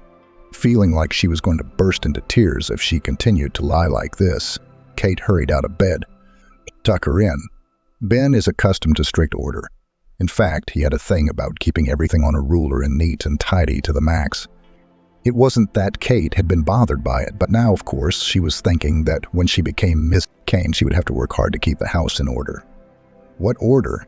Even Ben's cans of beans and other canned goods in the kitchen cupboards had to be labeled in the same direction. Matthew, Ben's brother, had once delicately hinted to Kate that this was not a mental disorder, but rather a psychological problem that a 30-year-old forehead had no reason to fight. I won't, Kate replied cheerfully. I'm not without sin myself.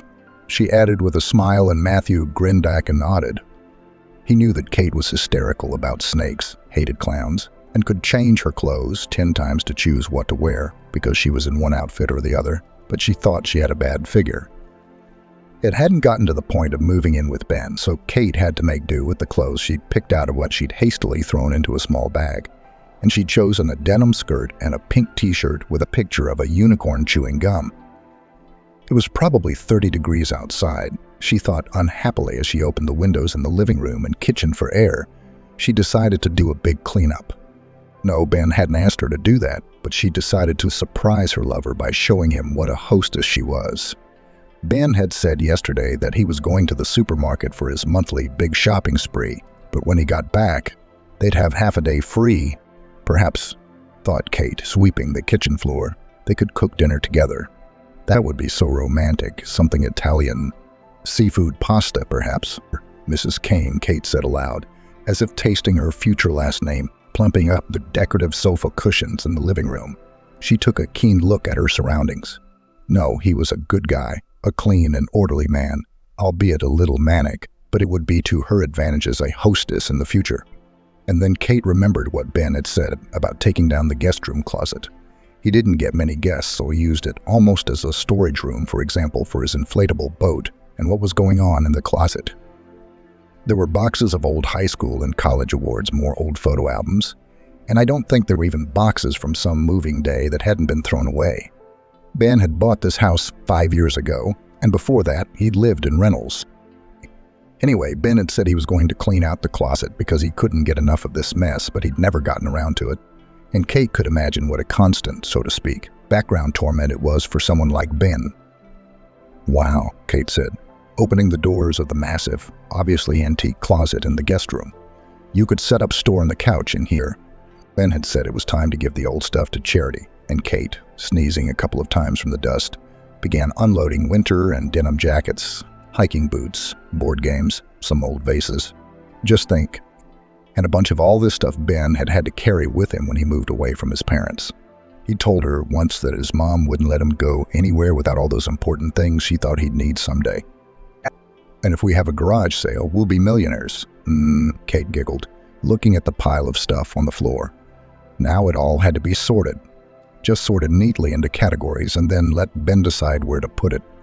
But before that, she decided to wipe the inside of the closet clean of dust. Done and done. Armed with a rag, she began to rub the crossbar, shelves, side and back walls, and ouch, Kate exclaimed when the back wall crunched at one point under the pressure of her hand, shifting sideways. Kate was afraid she'd broken something. Not that Ben wouldn't forgive, he would understand. He'd been so clumsy himself at times.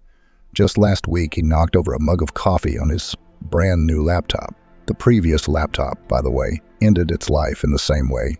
And for such clumsy adventures, by the way, coupled with his tall stature, Ben got the nickname Moose in high school.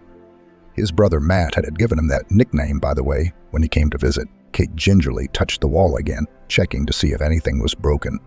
Suddenly, the wall slid away smoothly, like a closet door, and behind it there was a dark opening. Catherine frowned.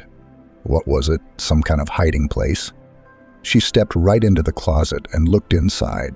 There was not much light, but it was clear that it was a tiny pantry. She fumbled with her hand on the wall.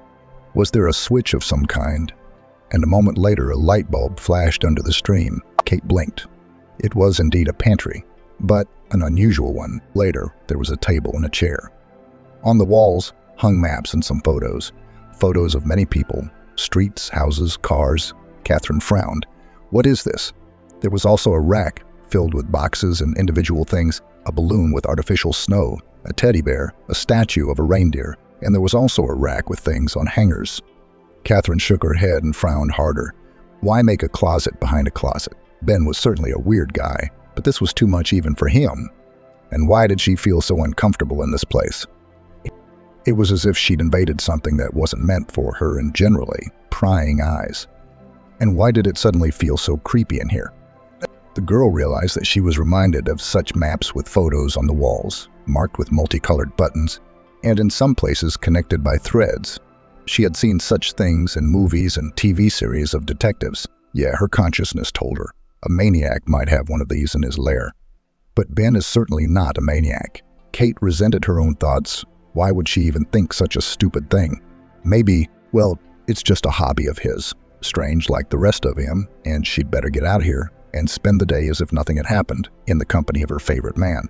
And then, if she had the chance, ask him, honey, I found something curious there. Tell me what is it and why. Aha, mentally grinned that suspicious part of Catherine's mind which she had already made trouble more than once in her life. And then Ben would close his strong arms around her neck and bury her curious in the past. But now, breathless carcass in the backyard. All right, that's enough. It seemed to Kate that the closet was getting very stuffy, and she turned around and wanted to get out, but her eyes caught the things on the hangers and she froze, slowly and heavily, as in a nightmare when you move and your limbs feel like they're stuck in thickened air. She approached the hanger and pulled one of the things.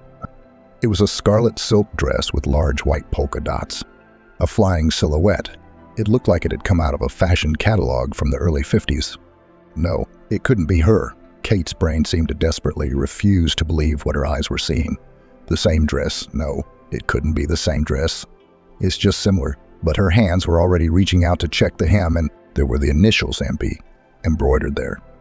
Kate's knees trembled, her mouth opened, but she made no sound. Her sister had a habit of embroidering her initials on things in her closet. How much she had joked about this silly habit of hers and asked why. Why do people sign books in their home library? Maggie answered. So the clothes become all mine. 5 years ago, Maggie disappeared, and people who last saw her said she was wearing this very dress.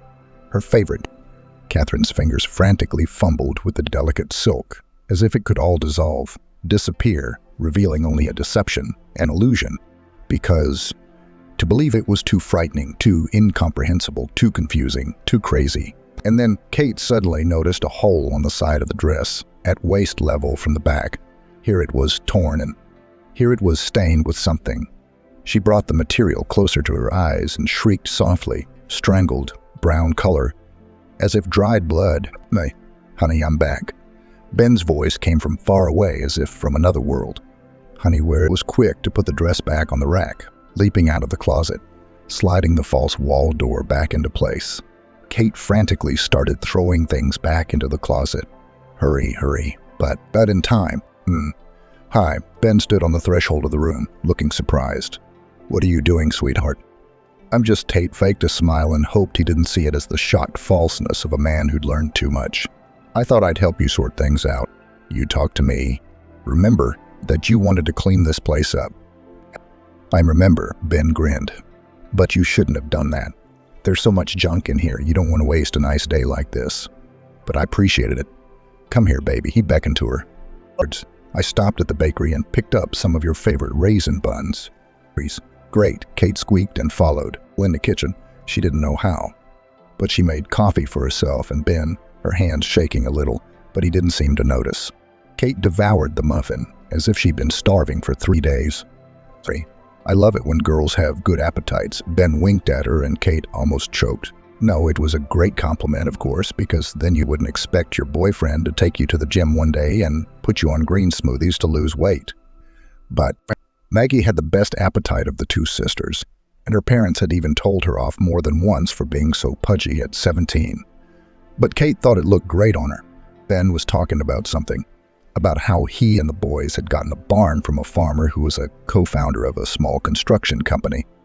How old Stu had gotten his hound line pregnant again, and now he was running around fostering puppies. And the local vet was scolding him again for being irresponsible because he should have spayed her in time. Maybe. "Is everything all right?" Ben touched her arm affectionately, and Kate shuddered, jumping up in her chair. "I'm sorry," Ben sighed. "You don't seem like yourself today." "No, it's okay," Kate assured him with more fervor than she should for natural behavior. "I just had a bad dream. Nightmares from the past." Kate went to the sink to rinse the dishes. In fact, she dreamed a wonderful dream. How she and Ben came to visit her parents, and she had 3 children, and everyone had a picnic on the beach, and Maggie was with them, alive and well, and apparently sensing her mood, though he misinterpreted her tense reticence, didn't inquire further, and instead talked about what they should do today. At the same time, the couple sorted through the rest of the shopping they'd brought from the supermarket. What needed to be frozen, Ben put away in the fridge at once.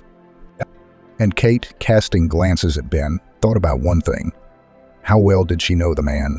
Or it would be more accurate to say, how well does she think she knows him? Ben Kane, 29 years old, born in Idaho and moved here to New York State right after he graduated from high school. Moved here to be closer to Matthew, who, by the way, is his half-brother on his father's side and with whom Ben has never hidden it. He has always gotten along better than with his parents and deliberately didn't go to college. Although, according to Matthew, He had a chance, especially if he had gotten a sports scholarship. But Ben, from the age of 12, as they call it, burned to work with wood and, as a result, made a hobby a profitable business.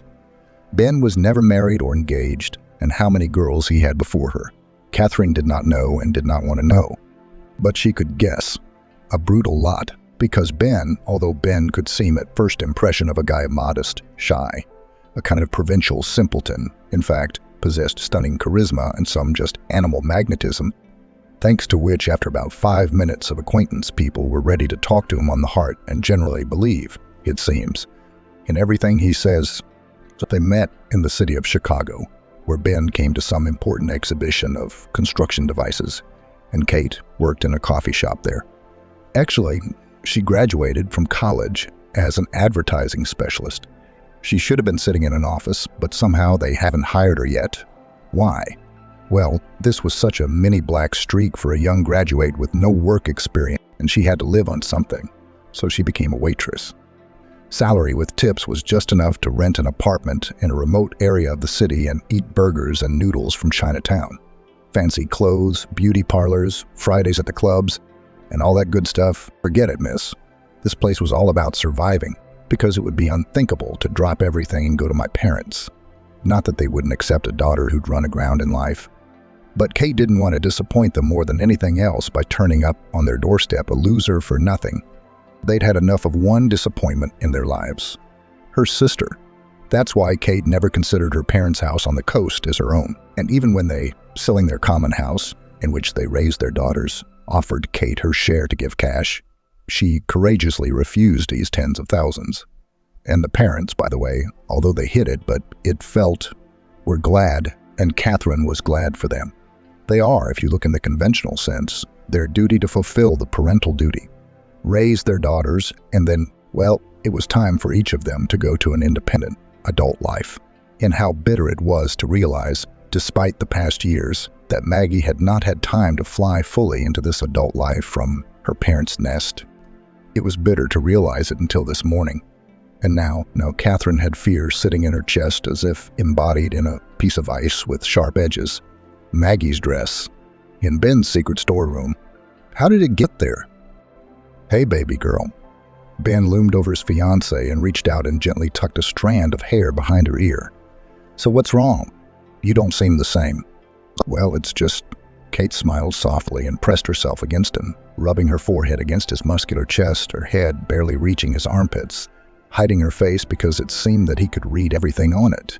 Sorry, I'm just tired at work, and lived outside the city and farther away from the usual Chicago suburbs. In fact, it was already on the outskirts of one other small town that wasn't far from the countryside. And this was where Kate had come for the weekend for the umpteenth time. I got a call from work saying I had to come back right away. The coffee machine was acting up and we bought a new one, some kind of Japanese wonder. Kate's lies came out of her mouth like hail from a weather cloud. And there's a trainee, and they say they have to fire him because he's a total slacker.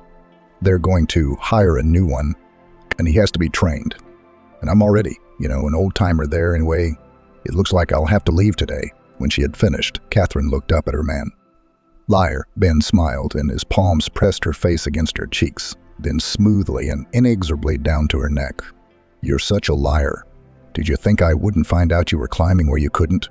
Well, that's it, sweetheart. Now you'll know how I punish naughty girls. Your sister was just like that. You want to know what I did to her? Hey, baby. Ben's finger snapped in front of her nose and Kate blinked confusedly. She'd imagined the nightmare scene so vividly that she'd lost touch with reality. Sleeping on the move again. You're obviously overworking in this coffee shop. Ben smiled warmly. Her native, cozy and kind giant named Ben had no idea what she had done, and Kate suddenly felt so guilty for her horrible fantasies. Yes, he had her missing sister's dress hanging in his closet, but there had to be some logical explanation for it. Oh, how she wanted to burst into tears and just ask Ben to explain, that he would tell her the truth, and everything would be fine again. Like a year ago, like a month ago, like this early morning. But instead Kate nodded and promised to take more care of herself. And then she went and gathered her things and left the house and got into Ben's pickup truck. He drove her to her small town station as usual, from where the bus she needed was due to leave in the afternoon. And when Catherine left, Ben looked at the bus for a long time. And then he decided that since he had come to town again, it would be good to visit his brother, and since his girlfriend had left, maybe he should sit down with his brother in the evening, have a glass of lemonade because they were both sober, and talk about when Matthew would decide to build his own house. After all, his wife was 4 months pregnant. If they started now, they could probably finish the house before the baby was born. No, Ben did not understand his brother, who was comfortable living in rented accommodation. But Matthew had always been stubborn, and he could only hope that his wife, Sarah, would talk some sense into him. Matthew accepted the invitation and added that in such an evening, it was necessary to have a good time, especially since his wife was visiting her parents at the ranch, which meant that he would be bored at home alone. The sky gradually lost the colors of the sunset, replaced by inky blackness. And now it seemed that from here, from the back porch of Ben's house, you can observe all the stars of the universe. The brothers talked about building a house, and yes, Matthew said he didn't mind, but he couldn't stand the rush. And first he and Sarah had to figure out what they wanted, what kind of layout they wanted, how many stories, and the location mattered. Sarah loved to garden, so the plot had to be chosen carefully. Well, you'll know by your 50th wedding anniversary, Ben grinned, and then choked on his lemonade as his brother elbowed him in the ribs for joking. When do we expect your first anniversary? I don't know, Ben sighed. You know, I've been asking her that for a long time, but I'm afraid I'll scare her off.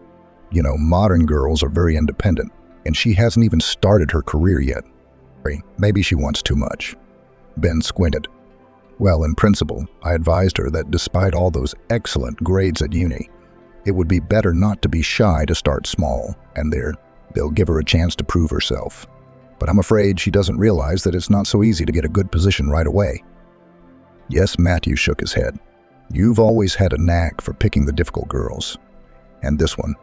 He stopped talking, taking a sip of lemonade. You mean that she's her sister? Ben broke the silence. Matthew nodded instead of answering. He knew all about it. He'd known from the beginning.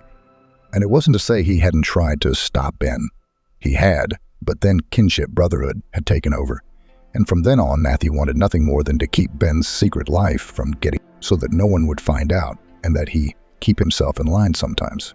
Because, let's face it, in recent years, it's become downright dangerous. You know, sometimes I wonder, Ben fidgeted on the porch. Would she understand if I told her everything? Don't even think about it. Matthew put his hand on Ben's shoulder and squeezed his fingers lightly but firmly.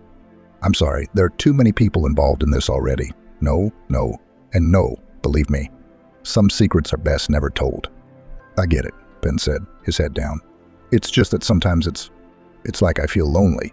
Believe me, it's better that way than, well, Matthew waved his hand uncertainly in the air. Sometimes I wish I could lock you up. Because, Ben, you're almost 30. Some things, are only good when you're young, when your blood is running wild, and all that fire and foolishness is getting in the way. Anyway, do you promise me that you're in control, that you won't say anything to her? I promise, Ben smiled broadly. Relax, will you? I realize that Kate is a very nice person, but she's not the kind of person I'd tell about what happened to her sister. Not now, that's for sure. I agree. Matthew sighed contentedly, uncorking a new bottle of lemonade. Otherwise, we'd have to kill her. Back in Chicago, Kate, of course, didn't go to the coffee shop and instead got to her apartment as soon as possible. And there, barely crossing the threshold, powerlessly sank to the floor and covered her face with her hands, silently sobbed. She was trembling nervously. She could hardly feel her body, and the world around her seemed little No, and no again. This couldn't be true. Her Ben could not be the monster who had taken Maggie's life, who had ripped the most precious thing from their family. However, how else was one to understand the fact that it burst like a burst bubble in a swamp where rotten air lurked, that he kept her sister's dress, tattered and with red-brown marks. Having roared to the point of hiccuping, Catherine scraped herself off the floor and went to the bathroom, where she splashed ice water in her face for a long time, and then, having taken off her shoes, collapsed on the bed and fell into a heavy sleep. And it was no ordinary dream, and not a fantastic sort of nightmare. It was a dream memory of the time before everything had happened, of the shaky time when their family had been together and happy, or as if happy. You're crazy. Kate watched Maggie spin around in front of the mirror. No, her sister looked amazing in this outrageous outfit. A mini dress of rich red color, embroidered with gold sequins, held on thin straps and with the back open to the waist, through which the dress was decorated with gold chains. The image was completed with stiletto heels and bright evening makeup with Egyptian eyeliner. "Your parents will never let you out like that," Kate said, but her voice was full of admiration and envy. She wouldn't have let herself wear it, or even try it on. "I don't care," Maggie winked at her reflection. "I'm an adult, and I can do what I want. You're only 17, but you're 19, Miss Boring, and you're going to finish college without going to a single party." Catherine just shook her head. Yes, Maggie was right about something. She sometimes felt so disconnected from the fun college life. But on the other hand, how could she think about such silly things instead of studying? That's not how her parents raised her. It's not the way they raised Maggie either. Except it didn't work on her. Maggie, unlike Kate, had grown up to be very bold, sharp-tongued, and uncontrollable. She couldn't, like a good girl, come home at 9 o'clock and not a minute later.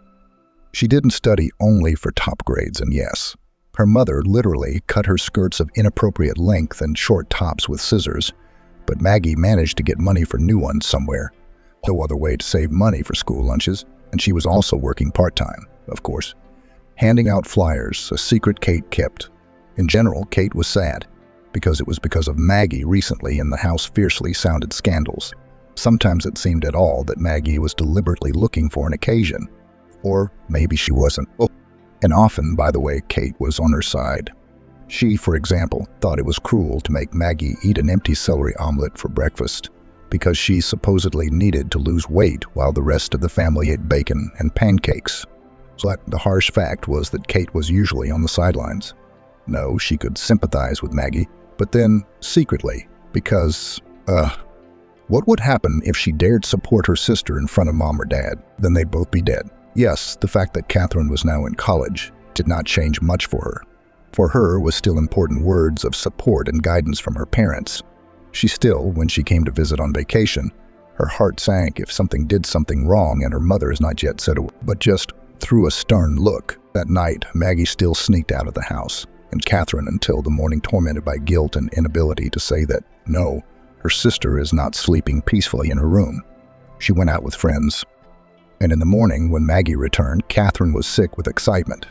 She was just sitting down to breakfast, and Maggie, satisfied like a cat that had eaten a tub of sour cream, stood and listened to her mother reprimand her. And she could see in her eyes that she was not a bit better in her ugly behavior. And she cast conspiratorial glances at Kate, and it made her so unbearably gregarious. And then, one morning, Maggie did not come down to breakfast. "She's gone," Mom said. "Where?" said Kate, yawning sleepily and pouring milk over the cereal in her bowl. "I choose school. A private boarding school, where her behavior will be monitored," Dad said. This came as a complete surprise to Catherine. No, she'd heard something like that.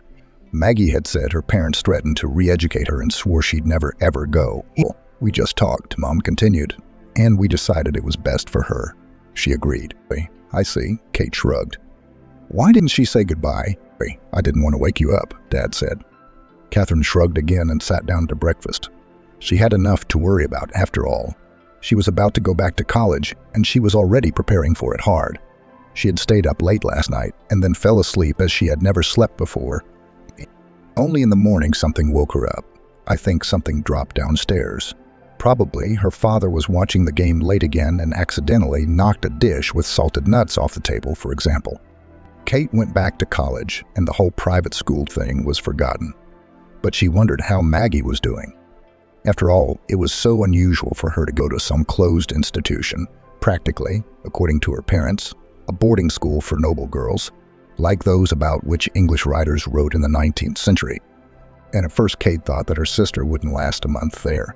She'd go home, well, or expel her. As it happened before, more than one school changed Maggie for her antics. But time passed, said parents reported. Maggie was studying. Everything was fine. No, she wouldn't come on vacation. It wasn't supposed to be, but they saw her once every 2 or 3 months and everything was fine. And then, on the very day Maggie finally turned 18 and had to leave the walls of the school, she disappeared. It was known that she took a bus, but then she got off at a small station for some reason near a town. She had no friends there, nothing and no one there that could explain this strange act. But it happened. And then, according to eyewitnesses, Maggie simply walked off down a path leading into a national park, or disappeared into it without a trace. The police officers in charge of the case said that although there were no direct signs of violence, but probably the sister was the victim of some crime and the chances of finding her alive one day, almost minimal. They also suggested that she might have gone mad. True. It seemed personally unbelievable to Kate. Yes, Maggie's behavior was not a gift, but she was smart, and even if she was a crazy person but not crazy. Patron didn't notice how she fell asleep, and when she woke up, she found that, first of all, it was a new day, and secondly, that the whole body was so stiff that you could hardly move. The girl sighed, a night of reflection. Even though she had slept most of it, had helped her make the right decision. She needed to go to the police. "You'll have to wait," said an officer named Martin. "The detective will be here shortly, but my opinion is that it would be better if you contacted the department that is handling the case." "May, I'd have to go to another state," Kate said. "And he's here. I understand your logic and your situation," Miss Martin shook his head. But you better sit down, okay? Have some water." "I don't need water." Lighting time dragged on agonizingly slowly. But at last the right man arrived. Detective Jerry was a man of African-American descent, about 50 years old. He was dressed in a strict black suit with a white shirt, and the only bright detail was a bracelet on his left wrist, unusually colorful for his image of a law enforcement officer. "My daughter gave it to me," he explained, as if to justify the paltry piece of thread. She was into weaving, and now everyone was wearing it. He smiled, but immediately became serious again. So, let's go over it all again in order." Catherine told everything. And then she was shocked when Jerry told her that there was no way they could go to Ben's house right now and question him. And there's no way to go into his house. "You see, we need a warrant to search his house, and it's not going to be easy to get one just from you," he said, as if embarrassed by his own helplessness. "But I can send a request to the local sheriff so that he, so to speak, starts to understand the situation." Jerry also said that, theoretically, it was possible to get a warrant, but even for a simple conversation with Ben, they'd have to find out where he was at the moment of Maggie's disappearance. And then, unless they had clear evidence, they wouldn't be able to. "Evidence?" Kate exclaimed. "What proof do you need to believe me? I saw it with my miss." "Don't worry." Jerry made a soothing gesture with his hand, as if urging Kate to sit back in the chair from which he had jumped up. "And please don't take this personally, but we've already had, unfortunately, situations where, because of a rift in a couple, one of the partners said that the other, are you saying that Ben and I had a fight and I'm deliberately bad-mouthing him?" Kate couldn't get it all out of her head. The fact that she was seen as a hysterical fool, and the fact that the U.S. police refused to help her, and she had heard so many good things about them. They were such heroes in the movies. "Well, I guess I should go," she said, holding on to the crumbs of her personal dignity to keep from crying. Jerry said they'd be sure to gather as much information about Ben as they could, and they'd contact the detectives who'd been investigating Maggie's disappearance. He also advised Kate to stay away from Ben for the time being, just in case, and especially not to ask him anything on her own, because if she was right after all. Catherine, thanking for the help and advice, left, except that she was not going to do what she was told and realized. She must figure out everything on her own, and when she brought and shoved her sister's dress under Jerry's nose, he would only have to agree with her. It was going to take time to get it right, though, as the workdays at the coffee shop were starting, and it would be a few days before she could be at Ben's house again. And how hard that time was for Kate. But she held on.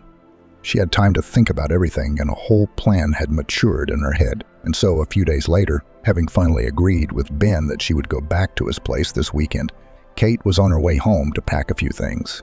She was tense, but she tried to calm down, for Ben was not to guess anything. Kate was so absorbed in herself that she didn't notice the car at all. It was an old car, a white and gray van. It had shown up a couple days ago and had been parked outside the coffee shop where she worked for almost a day, and then it was parked outside the building where she rented an apartment. And certainly, immersed in her worries, Catherine didn't feel a pair of evil, hating eyes following her. "Bad, dirty girl," said the man lurking in the shadows of the alley. He raised his hand and rubbed his neck nervously. He always sweated profusely when it was time not just to watch a girl, to hang around her, or even pretend to be close to her, but to prepare to reveal his true nature to her. "Oh, you bitch." The man exhaled and bared his yellowish teeth in a grin. "You'll find out from me soon enough." When they met, Ben hugged Kate and told her he was happy that she had decided to spend the weekend with him instead of in the stuffy city. "Hey, we could go to the lake and go boating," he suggested. "How would you like that?" "I wonder," Kate smiled, and even kissed him. If she was going to play her part, she was going to play it to the fullest so that he wouldn't suspect a thing until the very end. And before, by the way, Catherine did not realize that she had such acting skills. "But first, a romantic dinner," she added. "I found a recipe and I want to surprise you." So, Ben sighed, stretching, and in that lazy yet powerful movement, he looked like a wildcat. "I have to go to the store, or will canned beans and a piece of beef do." "Actually," Kate faked a pout, "I need shrimp, spinach noodles, and parmesan." "Okay, baby," Ben grinned. "Oh, what are you doing to me? Before I met you, I would have had less. I'm teaching you manners and nutrition. One is lucky to have such a smart wife." Ben gave her a playful kiss goodbye. And when the door closed behind him and the engine roared a couple of minutes later, Kate almost burst into tears. It turned out to be incredibly difficult to deceive her favorite man, who suddenly turned out to be a maniac. For some time the girl stood, clenching her temples with her fingers. And then she went to the room with the closet. It was time to act. When Maggie was going out with her friends, she didn't think it would end like this. No, of course, she realized that her parents would be furious, but she also knew that their anger had its limits. When the girl got home between 3 and 4 in the morning, she unlocked the door with her own key, and taking off her shoes, she was going to sneak upstairs like a mouse. If she was as lucky as possible, they probably wouldn't know she hadn't been home at all, or they'd start a scandal right away. But this morning, of course, they gave her a scandal. And Maggie listened patiently to the reproaches, and as if even learned them. But just a couple of days later, she again decided to leave the house. Now she was going to a neighborhood party. She went downstairs quietly, and the clock, by the way, was already 11 o'clock in the evening, but suddenly a light flashed in the living room. Maggie blinked, squinted. Her mother and father stood before her. Their faces were tense, and the next thing Maggie noticed were strangers.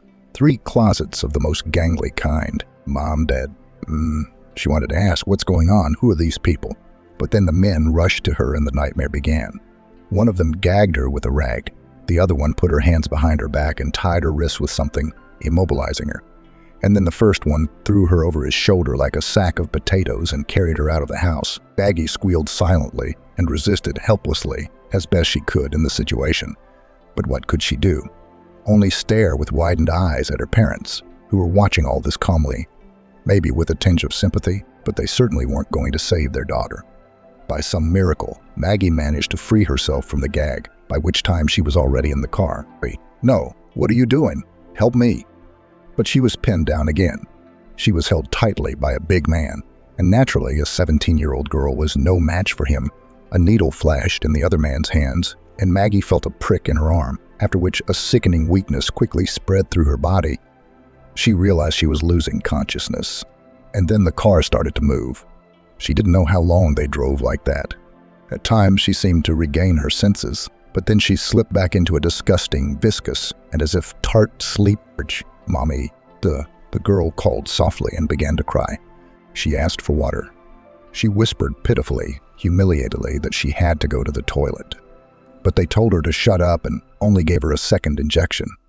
Maggie didn't understand what was happening, just waited to see what she was. Well, probably about to be killed, and then the car stopped. She was carried out in her arms. The walls flashed, the corridors were gray. She was thrown onto a hard bed, and the restraints were finally removed. She lost her senses again. Catherine had already plunged into the bowels of the closet, dumping out its contents to reach the back wall, when suddenly she heard the sound of a car pull up. Her heart skipped a beat. It was Ben back. He must have forgotten something. She flew out of the room. If he'd forgotten, he'd take it and drive back. Except the car in front of the house wasn't Ben's, it was his brother Matthew's. "Oh, hello." Catherine smiled so big that her lips ached. "Ben's not here. He's at the stack." When the girl had been in Chicago on the police force, she had wondered if she should have gone to Matthew first, but she'd been scared for a moment. They were brothers. What if he wouldn't believe her either? But now she felt a wave of confidence. If she showed him the creepy closet, Matt would have no choice but to believe her. "I have to show you something." Kate blurted out and grabbed the sheriff, who was clearly stunned, and dragged him into the house. "I'm sorry. I know you love Ben, and I did too, but you have to help me. We have to stop him." "What?" Matt mumbled. "What are you talking about, Katie?" He'd mangled her name in the American way again, but if it had pissed her off before, it didn't matter now. There were more important things to do. There. Kate flew into the room in a mini hurricane and rushed to the closet. Here, this is where he kept his trophies. She slid aside the false wall of the closet, opening the pantry, turned on the light and froze. Stared, because the pantry was completely empty. No maps on the walls, no pictures, no belongings, and the dress was gone too. Catherine slowly turned back around to Matthew, because she heard something, a quiet chuckle, and now she saw it, a grin on his lips. And Kate broke into a cold sweat at the realization. Matthew knew everything. He knew who Ben really was. "Hey, new girl." No. Someone gently shook Maggie's shoulder. "Wake up, come on." She groaned pitifully, struggled to get her eyes open, and in her first instinctive movement, jerked to the side and immediately banged her head painfully against the wall. She rubbed the back of her head. Maggie realized where she was, in a room. 2 beds, 2 chairs, 2 small tables. A closet, too, all furnished very simply. There were windows, as if there were windows, but they were closed and you couldn't see outside. On the edge of her bed sat a girl, a little younger than her, it seems, dressed in a gray suit. Skirt, jacket, and shirt. No, what? Where am I? What's going on? You must be thirsty. The girl asked sympathetically, holding out a glass of water, and Maggie greedily drained it. "My name is Angela. I was kidnapped." Maggie sobbed. "No, so was I," Angela sighed. "I don't remember anyone ever being brought here willingly." "Well, unless they tricked their parents into saying it's just a school." "Now, what are you talking about?" Maggie didn't understand, but something was starting to come to her mind, bits and pieces of it. "A reform school," Angela said. A private institution. Or a camp for troubled teens." No, my parents. Maggie shook her head. "Let me guess." Angela squinted. "You've probably heard them talk about how you need to be re-educated, right? Or maybe they even told you they should send you to some boarding school, only once or twice." "I didn't think." "No, they couldn't have done that." "They could," Angela cut her off harshly. Believe me, they could. It costs a hell of a lot of money to study here. So your parents thought very carefully before they sent you here. I want to leave." "No. They signed papers saying they trust us to be our guardians until we come of age." Angela waved her hand. "It kind of becomes the school and its staff. How long do you have to stay?" "I'll be 18 in 7 months." "Lucky girl. I'm still only 16, but I was an honor student in high school, and here. I don't know if they'll let me graduate before the others, or if they'll marinate me until I'm of age." "Okay, I gotta get you cleaned up." With these words, she went to the closet and came back with a set of clothes, the same as her own. "Go wash up and change your clothes." "Do you have any piercings?" she asked sympathetically, and Maggie shook her head in the negative. "That's good." Or they could have ripped it out, and it was unclear whether Angela was joking or telling the truth. "Come on. You'll soon be taken to the principal. He'll tell you about the rules here. We'll live together. The curriculum is normal. Well, almost. Girls aren't allowed to play sports here, but they teach us cooking and obedience, and there are also chastity lessons. Well, don't pay attention. The most boring ones you can fall asleep on. The main thing." Angela put her hand on Maggie's shoulder. "To be obedient. And be patient. Believe me, one day we'll get out of here." Except Maggie wasn't ready to be patient or obedient at first. She couldn't understand how her parents could do such a thing. So she was brought to the principal's office and told him they had no right to keep her here. "One more word and you'll go to the punishment cell, doll." "Yes," said the principal, a full, bald-headed man puffing shamelessly in the presence of his ward cigar. "What the hell are you doing?" Maggie shrieked, jumping up from her chair. "This is America. It's a free country, and I'm a free citizen of it. You have no right. I'll sue you. You'll pay me $1 million for what you're doing." And this is Utah, doll, the director grinned, but his eyes now looked at Maggie in a way that sent a chill down her spine. And believe me, with a little good parenting, you'll never tell anyone anything, ever. You think you're the first one who's ever been a hound? Believe me, we've had hundreds of kids go through us, and we've returned them all to their parents, a different person. Security. The director shouted in a bass voice and added, when strong guys in uniform burst into the office, put the little shit in the punishment cell. 48 hours, just water and some pig food. Maggie had been in the shoe for 24 hours. Dark, cold, empty, a concrete box. She came out, choking on tears and snot, and begging for no more torture. But after 3 days of seeming submission, but in fact intimidated submission, again began to rebel. In general, Maggie, though she did not seek it, but quickly gained some fame among the inhabitants of the closed school, because she was punished more often than others. And only one person surpassed her in this, a boy named Roger. He, too, was 17 and had been sent here after his father's death by his stepmother. Sometimes it seemed as if Roger was deliberately seeking punishment just to annoy his near prisoners. "You can't break me anyway. I'll roll you into a scone and throw it down the Gooston." Laughed as the two men dragged him to the holding cell. This was witnessed by Maggie, who was just being dragged out of the punishment cell. She also saw that one of the men had a bruised nose, and Roger winked at her, saying, "Look how tough I am." The boys and girls lived in different buildings, but they studied in the same classes, and gradually, somehow unnoticed even by themselves, Maggie and Roger developed a special bond. They could exchange glances that were imperceptible to others, and that were so telling to themselves, at times at nightmarish risks. They even managed to pass notes to each other. But still, no matter how brave Maggie was, and as time went on, she began not that she was breaking down, but somehow ashamed of her position. Her parents had visited her only 3 times during her time at the school. The headmaster had assured them that too much contact with her family was detrimental to the educational process. And Maggie, she could not explain to herself why it was so, but only at the meeting with her parents she spoke as if she were reading a piece of paper. Yes, she was studying. Yes, everything was good. Yes, everything was normal. However, these meetings were always in the personal presence of the principal and a couple of other people, including Mrs. Lillian, the person in charge of the punishment system. That's why Maggie kept her mouth shut. She was afraid her parents wouldn't believe her, and she'd get it when they left. Only once, 2 months before graduation, on their last visit, did Maggie make up her mind. She silently lifted the sleeve of her jacket, showing the red marks on her arm. The marks from the straps they'd tied her with in the hospital when she dared to deliberately poison herself with some berries. Just enough to make her nauseous, give her a rash, and allow her to skip classes. Her parents rounded their eyes, and Maggie was about to open her mouth to say, "Help, I'm being tortured here. Can't you see that?" But the principal intervened. He'd noticed too.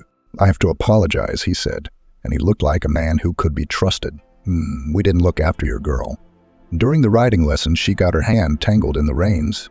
We were afraid she would break everything. I understand if you want to take her away immediately and terminate the contract, as well as sue and demand moral compensation." "No, I don't." Maggie's mom shook her hands. "Your school has such good reviews." "No, we won't." "They're teenagers," she smiled. "They're always getting bruises and scrapes, aren't they?" Maggie's father only told her to be careful and sternly remarked that that's why she'd been sent here. To keep her safe, because she'd behaved so badly in the past that she was asking for trouble. Then her parents left, and Maggie was punished. One day she was going to meet Roger, secretly in the garden behind the school's outbuildings, but he didn't come. But instead of him came a girl, red-haired Maggie, who, by the way, was here because she had allegedly done something to the new wife of her millionaire father. So, once again, it was the evil stepmother's fault. It was on this basis, the similarity of life's hardships, 13-year-old Maggie, and became a loyal friend of Roger and played for him, and Maggie the role of liaison, passed notes and verbal messages. "They've taken him away," she whispered the news. "Where?" Maggie was frightened. She might have believed, given Roger's insolence, that the headmaster would decide to get rid of him altogether. "I don't know." Maggie looked around apprehensively. But in the middle of the night, a motorcade came. Some people showed the headmaster some papers and took Roger away. "Anyway, he's gone. And he didn't tell me anything." Maggie asked, Actually, there is something, said Maggie uncertainly. He said to just wait. That one day it would worry. What's that supposed to mean? I don't know, Maggie said. It's all very mysterious. Maggie spent the rest of the time before graduation in an extremely depressed state. So depressed that her mentor's torturers even began to think that perhaps she had finally come to her senses. And Maggie, without any additional coercive measures, on the eve of graduation, in the principal's office, with her own hand and under his dictation, wrote a letter of thanks to her native school, where she described how nice it was to live here and assured that she had no claims and undertook not to disclose any information. And then the girl put on her favorite dress. Her parents had given it to her. She left the school and took the bus. She was supposed to just go home, but suddenly she got off the bus, and after that she disappeared. Catherine, looking at Matthew, realized the meaning of the expression about the soul going to the heels. What is it? Matt looked into the pantry closet with feigned surprise. Well, the house was old and Ben didn't need it, so he decided to block it off with furniture. And the closet, by the way, belonged to the previous owners of the house. There are even documents for that. So, oh, Katie, he clucked his tongue. I'm afraid we'll have to have a serious talk about everything. Catherine swallowed hard. Something told her that the conversation would not be pleasant, and that it would be even worse when Ben returned, grabbing the lamp. It was an antique with a lavender shade. Kate didn't think that it was dangerous to hit someone on the head like that, and then, with a short swing, hit Matthew in the temple, and when he fell to the floor, shrieking and clutching his head and face, she ran out of the room, going out of the house. She had come in Ben's car, which meant there was no way to get away from here. Catherine's gaze lingered for a moment on the sheriff's car, but she quickly realized that it was a bad idea, even if she managed to get the keys off Matt's belt when she got back to the house. I wonder, she thought, if he was there, alive at all. But immediately the girl rushed to run. No time to think and linger, we need to save ourselves. Fortunately, there was a road nearby. It was not the busiest, but yes, there were cars passing along it. Kate stood on the side of the road and waved both arms vigorously. May, please, somebody stop. She pleaded to no one as a couple of cars sped past, for some reason, not caring about fellow travelers. But then a car pulled out from somewhere off to the side, around a bend that split the large roads into many small roads. It was an old white van, but one that seemed to be kept in decent condition by its owner. It slowed down beside Kate. Good afternoon, miss. The driver, a stoutly built man of obscure height, for he was sitting now, touched the brim of his baseball cap with his fingers and smiled, flashing his eyes behind the thick lenses of his glasses. Need to go into town, yes. Kate blurted out and almost immediately did not spill everything, that she was fleeing from the house of a maniac and his accomplice, and at the same time, brother and sheriff, please. And you. Are you in Greentown? She wondered if her destination was the small town where Matt was sheriff.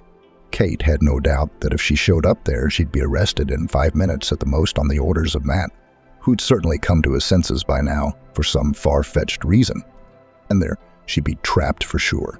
Actually, I have to go to Chicago. Kate licked her lips nervously. I can pay. It's no big deal. The driver dismissed her. Actually, that's exactly where I need to go. In a hurry, he asked as Kate climbed into the car and fastened her seatbelt with trembling fingers. Then I think we should take a shortcut. And he turned the car abruptly on the empty road and speeded off in the opposite direction. That is, to the country road from which he had come. But the fact that it was very strange to go back in that the road to Chicago was in a completely different direction somehow did not immediately reach to Catherine Simpson. I know all the roads here, said the driver as if reading her confused and, alas, too late thoughts. You have no idea how many young fools vote like that on the roads in the middle of nowhere, and they believe, silly girls, that a good guy will stop next to them. The driver suddenly chuckled, and looking at Kate, wetly smacked his lips. Only I, my girl, am not a good guy at all. The girl's hand was fumbling for the car door handle, and her gaze was stuck to the man behind the wheel. He slowed down, and Kate still had time to think, and how he was not afraid of losing control. But he apparently didn't care, because he was distracted by the fact that, from somewhere under the seat, he quickly extracted a dirty rag and a vial, wet it, and then pressed it to the face of her companion, who hadn't even had time to scream. Kate threw up her hands, but he was stronger, one hand on her neck, pressing forward, the other with the rag blocking her nose and mouth.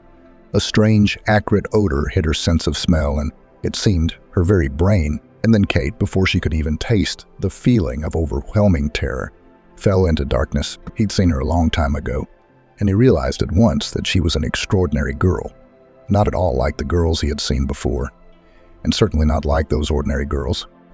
It was an overcast, cold day, when it seemed as if all of Chicago had fallen into gloom. He went into a coffee shop to get a latte and a sandwich on special offer because he was used to saving money. Yes, perhaps that was his second problem after lack of female attention, lack of money. How he had envied all those rich bums, gold-digging dumb guys and gals in his youth who didn't appreciate what they had and squandered their money. Unlike them, he knew the value of every cent. He grew up in a simple working-class family. His father, however, began to drink a lot towards the end and raised his hand at home too often, more often than they all deserved. And Jim, already at the age of 6, realized, by the way, that his father beats him not just there, and for the cause, whips him with a belt with a heavy metal badge not for malicious intent, but because he wants him to grow up to be a decent man. Jim, already at the age of 8, stopped sticking up for his mother when his father attacked her with fists, because he realized that his father does not do it for nothing. His mother is probably guilty too. Jim was never an excellent student, but he managed to get a scholarship and went to college. He quickly realized what he wanted to be, a teacher, to instill knowledge and truths about life and the world around him into the heads of youngsters. And 15 years of work flew by like a day. True, at work sometimes there was trouble. Among the pupils there were sissies who were snotty. They complained, and Jim was reprimanded for his allegedly not pedagogical methods. Hey, what did they know? Jim was convinced that he never punished anyone for nothing, and in general he was still too soft.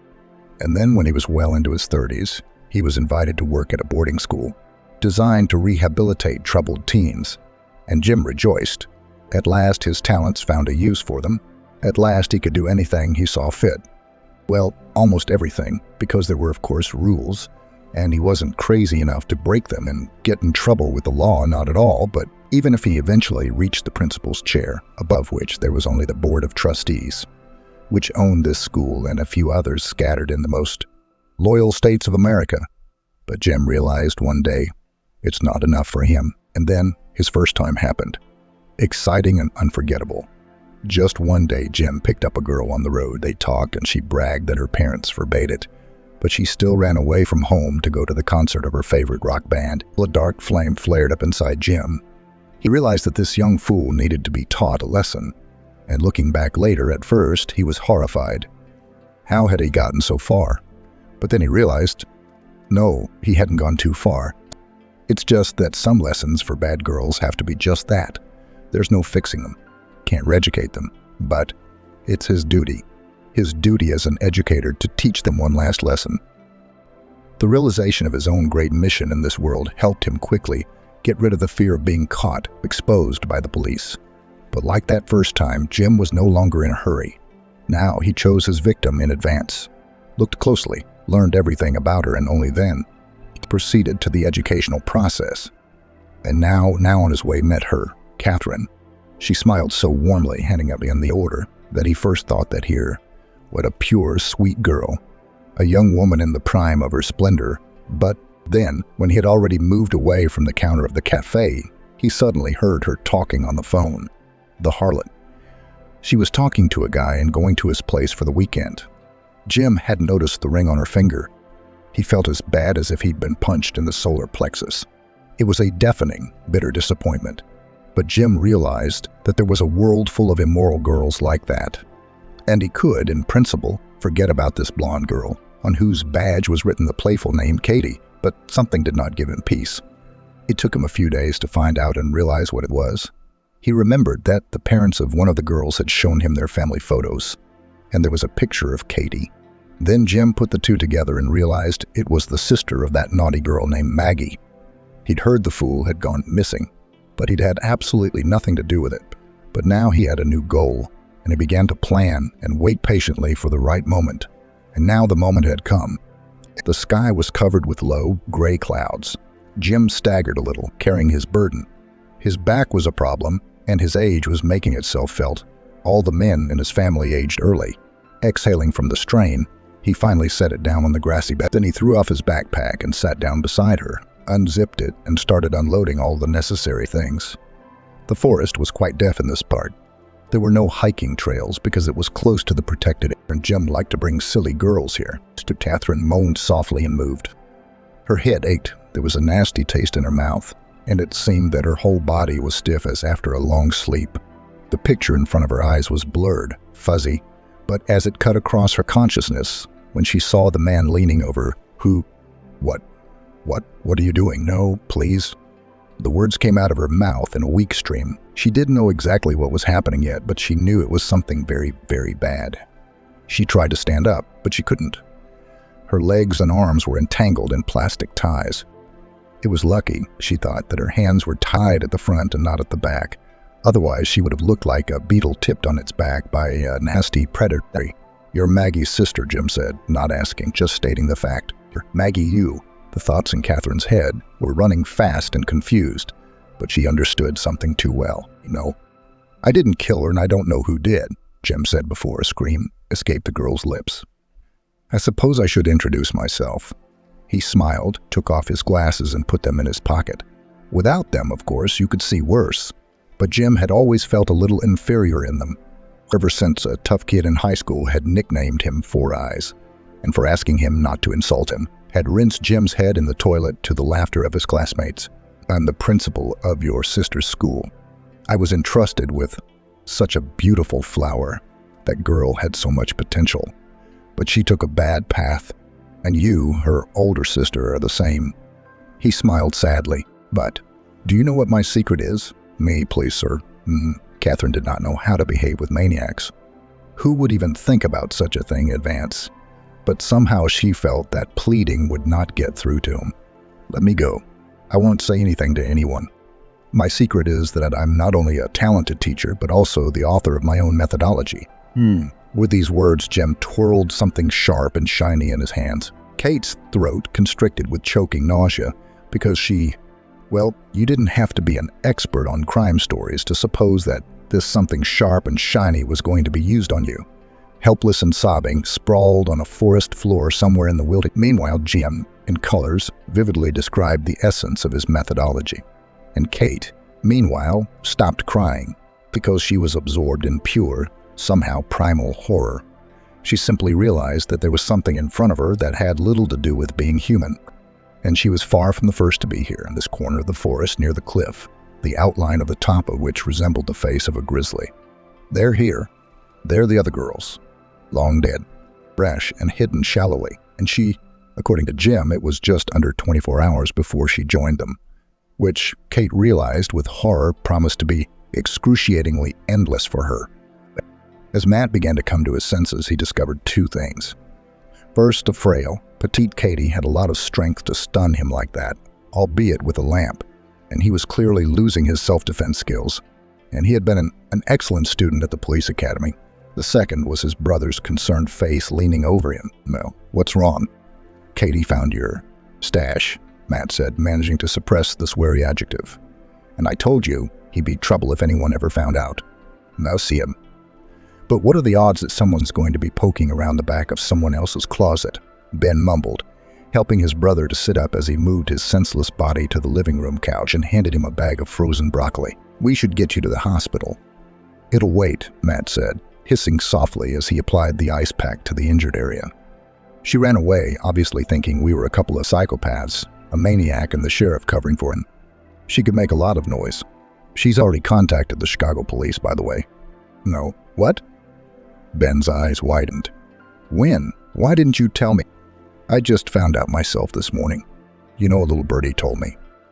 "Actually, they don't know much about your story. Hey, how did they take it?" "They thought it was a jilted girlfriend getting back at her boyfriend, that's all. But the fact is, now don't be surprised if they start looking at you." "No, don't talk nonsense." Ben snorted, rising from the couch. He used both hands to tussle the hair on his head, which had already grown back into a mound of coal-black curls, and paced the room nervously. "I must find her and talk to her. Tell her the truth." "I agree." For the first time, Matt said with a sigh, lengths and cities of brain dribble started when Ben was a 16-year-old boy. In the backwoods of Idaho, where he was from, entertainment was scarce. And so Ben's family feared that one day the adventurous boy would get into trouble. And so in principle, it happened. One fine evening, Ben volunteered to drive around the land that belonged to his family. They kept cattle, and now it was necessary to keep an eye on how and where they grazed and whether coyotes or others violated the boundaries of the land. When Ben noticed the stranger, he wanted to rush home, warn his parents, or at least the hired help. They were tough guys, real cowboys in the coolest sense of the word, but something did not allow him to realize his plan at once. Some vague feeling. He approached the stranger and realized he was wounded. Ben spoke to him and was shocked by what he heard. It turned out that this guy, who introduced himself as Tom, was supposed to be an important witness in the case against the traffickers of disapproved substances, but the cop's car in which he was being transported had been attacked. Tom said that apparently these villains had informants among the local authorities. Tom was afraid he wouldn't live to see the trial, which was to take place in 3 days in a town that was a long way away, and then Ben made a bold, but at the same time, a reckless decision. He decided that he would become a guide for Tom. The thing was, Ben had lost his grandfather a year ago, and while the old man was alive, he had taught him how to navigate the terrain, survive in the wilderness, and many other things. The old man said that among his own ancestors were bounty hunters and other dashing fellows, from whom he had learned the knowledge that is not taught in modern universities and even in your police academies. Tom doubted very much that the green boy would be a good chaperone, but what else was he to do? He was very much afraid that they would get rid of him. So Ben left home. In general, he lied that to a friend. He supposedly broke his leg and the girl dumped him, and the refusal from the college came. In general, it would be necessary to support. With this lie, he won exactly a day's head start, and there, of course, he was grabbed. Parents were shocked. Moreover, the locals spread the news about the murdered policeman. Rangers, volunteers, went to look for Ben. They even sent a helicopter and search dogs. But Ben and his companion could not be found. And then they showed up in that town, right on the day of the trial. Ben escorted a valuable witness, literally, to the courtroom. And naturally, it turned out to be a very big story. Ben was in a lot of trouble. His parents were furious. But the guy found his defenders, the sheriff of his hometown, who by this time had figured out who of his subordinates also worked for the bad guys. "You ought to go to the FBI or the CIA, kid," the old sheriff said, and shook Ben's hand in a mature way. Don't scold him too much," the sheriff told his parents. He did something that not every cop has the guts to do. To think of it. He patched Tom up, took him through some wild places, mixed up his tracks. You'll go far. And himself, by the way, was shy and didn't want the fame. He refused any interviews, didn't take part in the show. And little by little they got rid of him. And then he moved closer to his brother. And then, anyway, a woman came to him. She'd been beaten by her husband for years. She was afraid to leave him because he had connections, he said. She begged him to help her escape, especially since she was pregnant and afraid he'd take the baby away. Ben helped. He arranged for her to move to a quiet, sleepy little town and arranged everything so that her husband thought she had run away with her lover to Europe in the first place. Then this woman still risked filing for divorce. The child stayed with her, and the scoundrel got a restraining order to come within 100 meters of her. Then something else happened.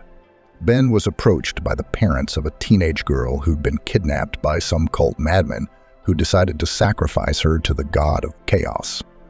The authorities were looking for her, but they said there was no chance. Because the psychopath had taken the victim into the mountains, Ben wasn't officially allowed to investigate, and he didn't ask for it. He did it all himself. He found the madman and saved the child. In general, Ben didn't plan to deal with such cases. He had enough of his work with wood, construction. But after this case with the rescued girl, the authorities contacted him and offered to become, so to speak, a freelance specialist who could be called upon for help as needed. Now, Ben was called upon when there was a need to escort a person from point A to point B without anyone knowing about it. He consulted on wilderness searches for people and participated in some rescue expeditions himself. And he had one weakness. Sometimes he asked these people for some trifle belonging to them as a souvenir for himself. In general, his, so to speak, official superiors did not approve of this, but Ben in principle trusted, and he could do so. and many people willingly gave him things as souvenirs because these people were sincerely grateful to him, their savior. And 5 years ago, perhaps one of Ben's most difficult and unusual cases happened. It all started with the fact that a detective who had been working with him for years shared with him some very interesting and unusual information. An investigation was launched into a network of private schools, where rumor had it that they not only taught teenagers and kept them in strict discipline, but also practiced all kinds of abuse on them. Gathering evidence was very difficult. It was extremely difficult to send their people to these institutions under the guise of staff. And then it was decided to try to ask for help from some of the students. Yes, it turned out that it was necessary to involve minors in active and dangerous actions, but there was no other way out. Ben's new assignment was to be a girl named Maggie. He had to pick her up in a small town and then take her to the office of the detective in charge of the case. And at first, it seemed that everything was going according to plan. But Maggie suddenly refused to go anywhere. And in fact, it turned out that another man had already come for her. It was her school acquaintance, Roger. He had been pulled out of school by his father's lawyer, who was also a friend of the family. And now Roger, being of legal age himself, offered Maggie to run away with him to Mexico. And Maggie agreed.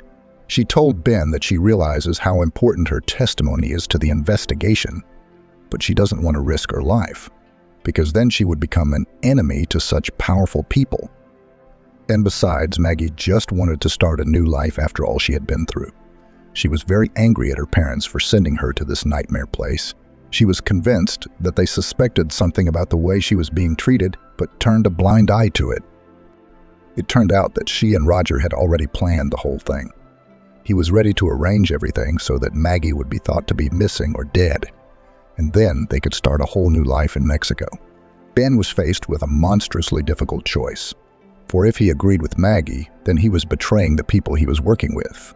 He realized that all of this, it wasn't exactly legal, but Ben agreed to help. He quickly got to know Roger, and the two of them perfected the plan. Ben helped the boys escape through the woods, where Roger's men would pick them up. But Maggie, unfortunately, was inexperienced in the wilderness and fell into some trap set by poachers. She just walked away from the camp into the bushes alone. Although Ben told her not to do that, she bumped her side on a wooden stake, and Ben barely managed to give her first aid. Fortunately, they soon met up with the people Roger's lawyer had helped him hire, and Maggie's life was now safe. And before they parted, Ben asked her to give him the dress. The girl agreed. Ben then pretended he'd lost Maggie. He was believed. And only his brother knew the truth. 4 years went by, and then the authorities found out the truth. They were ready to bring some charges against Ben, but he was a valuable specialist after all. So they just reprimanded him, especially since they needed his help again. The thing was that, first of all, the trial against these private schools was about to start. They finally had enough evidence and testimonies from former students. And secondly, the detectives began to suspect that the principal of one of the schools in Utah and the maniac attacking girls in many states is the same person. And now they were on his trail. Ben was also helping in his search, but even with all his talents, this thing just seemed elusive. More than 10 victims, young girls. And only recently, according to the detectives, did they get on his trail. And now we could only hope that he would be caught before he sent another victim to the grave. "Your phone's ringing," Matt said to his brother. "Would you at least answer it?" And reluctantly pulled his phone out of his pocket. But when he saw the number, he took the call. It was Detective Larry, with whom they had worked closely over the years, and who had covered for Ben with the authorities after Maggie. "No." "What?" Ben exclaimed. "No. Where is he? What do you mean, stay out of this?" "Larry, you owe it to me to tell me." "No. What's wrong?" Matt asked, but Ben didn't react, just glared. Detective Larry, after a moment's hesitation on the other side, finally gave the approximate coordinates of where the maniac could be. The thing was that only this morning the team of detectives had all the necessary versions, data, and so on, and then someone else became known. About a suspicious type who was driving a white van was reported from a local gas station. This guy was asking a suspicious amount about a local saleswoman, a single mother named Sally, and the owner of the gas station thought it was suspicious. And then the police got a call from another person, a truck driver who first saw a girl jump out and wave her arms at the road, hurriedly voting, and then a strange white van picked her up and drove off in the same direction it had come from. Then the detectives compared the description of the van driver with the approximate portrait of the maniac. In general, Larry assured Ben that the right people had already gone to the supposed area of the villain's location. He assured him that although Ben was a very capable guy, but he should please stay out of the way where the professionals were working. Ben heard that the girl who got into the van was a blonde in a purple dress and immediately realized that it was his Kate. And now, of course, he couldn't just sit and wait for it to be over. "I'm with you." Matt started to get up from the couch, but immediately sank back down with a groan. He was dizzy. "I'm afraid your fiancé gave me a concussion." "I don't think so." Ben threw open the secret locker in the living room to retrieve his weapon. "You need to go to the hospital." "Okay, I'll call an ambulance," Matt agreed. But are you sure?" "I've never been so sure of anything." Ben said as he ran out the door. "Any last words, doll?" Jim's hot, stinking breath hit Kate's face and she almost threw up. "I'm afraid you'll forget how to talk, not just scream," grinned the maniac. Yes, Kate looked him straight in the eye. She was scared, yes, very scared, but also how much she hated him. She had never realized that it was possible to hate a man so quickly, but it still seemed so natural after he had confessed all his crimes to her. "I hope you die soon." Her hands were bound in front, and it was this that allowed Kate to suddenly raise them sharply, throwing them forward. The plastic tie caught the cold steel that the maniac was clutching in his right hand, and then Kate drove her hand sharply down and away. Jim gave a confused gasp and dropped the weapon. He wasn't used to his victims fighting back. Usually, they just cried and begged for mercy.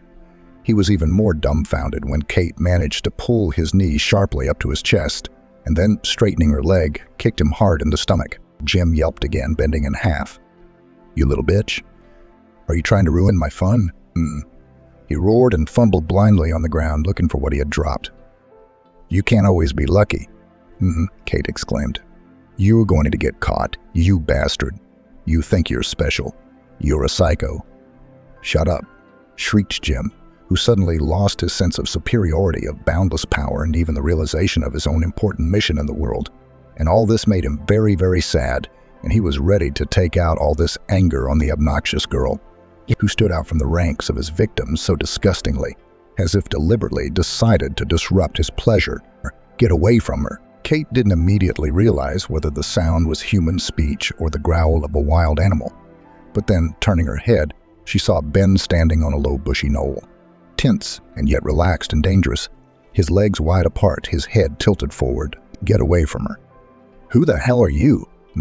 Jim shrieked, his sweat pouring down in a hail. He was no longer angry, but shocked that his plans had been so disgustingly spoiled. "I'll get you." "Ben," Kate exhaled and sprawled on the ground without strength.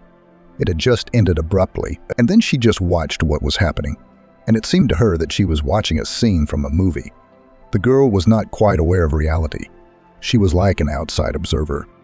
She saw how the maniac threw at Ben and how he deftly dodged his attack, and then the maniac just flew to the ground, and then howled when Ben snapped his arm and something crunched, as if a dry branch had broken. And the next moment, armed men in uniforms flew into the clearing. They were special agents and police men. Kate felt so strange. She was ready to faint again, but she found the strength to smile weakly at the guy leaning over her. "I'm here, baby. How are you? Let's get you out of here." He was already cutting the ties. "No, I'm sorry." "It's okay. That's wrong." "I guess I was wrong, huh?" Kate whispered. You're a good man, aren't you? You didn't kill my sister," she said. "I didn't ask now with certainty. I just don't understand. Her dress, how is it?" "I'll explain." Ben said, and Kate blinked. The image before her eyes was blurring. When she woke up again, she realized she was in a hospital room. The doctor who had greeted her on waking explained that the maniac had knocked her out with a very toxic substance to which she had become allergic, but it had fortunately been neutralized. He also said that she had been in a deep sleep for almost 2 days. "You have visitors," the doctor added. "But I would recommend complete rest. Catherine would like to rest too." But she needed the truth even more. And when Ben entered the room, by the way, with a bouquet of flowers, she, as soon as he approached, grabbed his hand tightly. "Do you know what happened to Maggie?" What's happened to her?" It was strange. But it was only when Ben appeared there to rescue her that Catherine suddenly realized in an instant that no, he couldn't be the culprit. And now Ben had told her everything. He had revealed to her the truth about how he had met Maggie and helped her in Roger's escape. He told her about his secret case and apologized for not being able to tell her the truth sooner. "Are you crying because I didn't tell you sooner?" He asked cautiously. "No," Kate sobbed. But Maggie, how could she do this to us, to her family? Mom and Dad, they thought they'd lost her. Actually, I'm sorry," Ben coughed awkwardly. But I can kind of understand it. It's kind of hard to forgive your parents when you're stuck in a place like this. But they didn't know what was going on," Kate ejected stubbornly. "I believe that. I wish I did," Ben said, barely audibly. "Kate, actually, the detectives will have to talk to you soon, and your words will be very important in the case against that monster. Also, anyway," Ben turned to enter the room, and Kate rounded her eyes, because Maggie was standing on the doorstep. She had changed over the years, tanned, had a short haircut, but it was still the same Maggie. Standing next to her was a tall, also tanned guy. "Hello," Maggie said and smiled. "Can I come in?" Kate, sobbing, could only nod. Ben, saying he didn't want to intrude, left the room. There was so much they needed to talk about. And they did. Maggie told how they live now. Roger's lawyer had managed to get him a decent sum from his father's inheritance, with which they had bought a house in Mexico and opened a small restaurant on the ocean. Maggie has already given birth to 2 children, twin boys, and, as she admitted, waiting for another child. "I visited different psychologists," she said, lowering her eyes. "I tried to forgive my parents, to understand them." "And how?" Kate asked quietly. "It's not that easy," Maggie sighed. "I'm ready. I can meet them. Kate, they ruined my life. I don't think I'll ever be able to treat them the way I used to. But I've managed to let go of that pain, and I can see them. I can communicate with them a little bit." Maggie also revealed that she's here to finally testify fully against Jim as the school principal. "You have a wonderful fiancé," Maggie smiled. "And actually, he hasn't proposed to me yet, really." "What's this then?" And her sister pointed to one of the flowers in the bouquet, a scarlet rose with a diamond ring glittering in the center of its bud. Kate, gasping, reached for it. "You can put it back and wait for him to ask you," Maggie smiled. "Or you can just put it on his finger and he'll see it when he comes back. It's up to you. Just don't you dare say you won't marry him." They talked for a while longer. Kate got to know Roger and recognized that he was a very good-looking guy. Then Maggie left. "The doctor says you'll be out in a couple of days," said Ben, who had returned to the room. "You'll probably want to go back to your place. Don't worry, there'll be cops outside your house, and they'll put an alarm system in your apartment and—" He said, "Nah, Ben," Kate said, noticing that he glanced at the bouquet and frowned, because the ring wasn't there. "No, it didn't fall off or get lost," she added, taking one hand away from the other so that it was now visible. The ring was on her finger. "I'd like to go to your place. If you don't mind, of course." Ben looked at her dumbfounded for a few moments, and then he hugged her. "I love you so much," he said, and Kate cried again, this time with happiness. Kate would have liked the next few months to be filled with joy, for she had found the sister she had long thought dead and could love and be loved again. But unfortunately for her, the next few months were filled with the formalities of a double investigation. Jim had been charged for all his victims, and for the deeds he had done at the private school. And at the same time, though it hadn't been an easy time at all, it had all somehow brought Kate closer to her sister and Ben. And then, when it was all over, Maggie and Roger, as well as Kate, had gone to visit the sister's parents. There was a difficult meeting. They talked about a lot of things. Their parents swore that they were unaware of all the nightmares their daughter had to endure. And it seemed to Kate from the outside that Maggie had almost forgiven them. Then Maggie and her husband returned to Mexico. "Where are you taking me?" Kate asked, because Ben, when she got back to his place, put her in the car and told her he had a surprise for her. "If I tell you, it stops being a surprise," he replied. "Hey, don't peek," he added sternly when Catherine reached for the blindfold. "Hey, whatever you say," she snorted and obeyed. Finally, the car slowed down. Ben helped the bride out of the cabin, holding her gently under the arm and around the waist, because Kate's eyes were still hidden by the blindfold. "It's okay now," he said, taking it off, squinting in the bright midday sun. Kate looked around at the space in front of her with surprised incomprehension. There was a forest in the background, and in front, there was a foundation and some other beginning of construction. "Gee, master, what is this?" Did you decide to show off your firm's new project? You could say that. Ben grinned. Look, he pointed with his hand. Here there will be French windows, and here a veranda, and I also plan. He described the future house colorfully and clearly, and the longer he talked, the more Kate understood that it would be something extraordinary. Somebody's going to be lucky, she sighed. Actually, Ben told her, leaning in close to her ear. If you want, you can add to it, change it. No. Why? Kate didn't understand. No, silly girl. He laughed. Because it's your house, our house. I designed it for you and me. I bought the lot.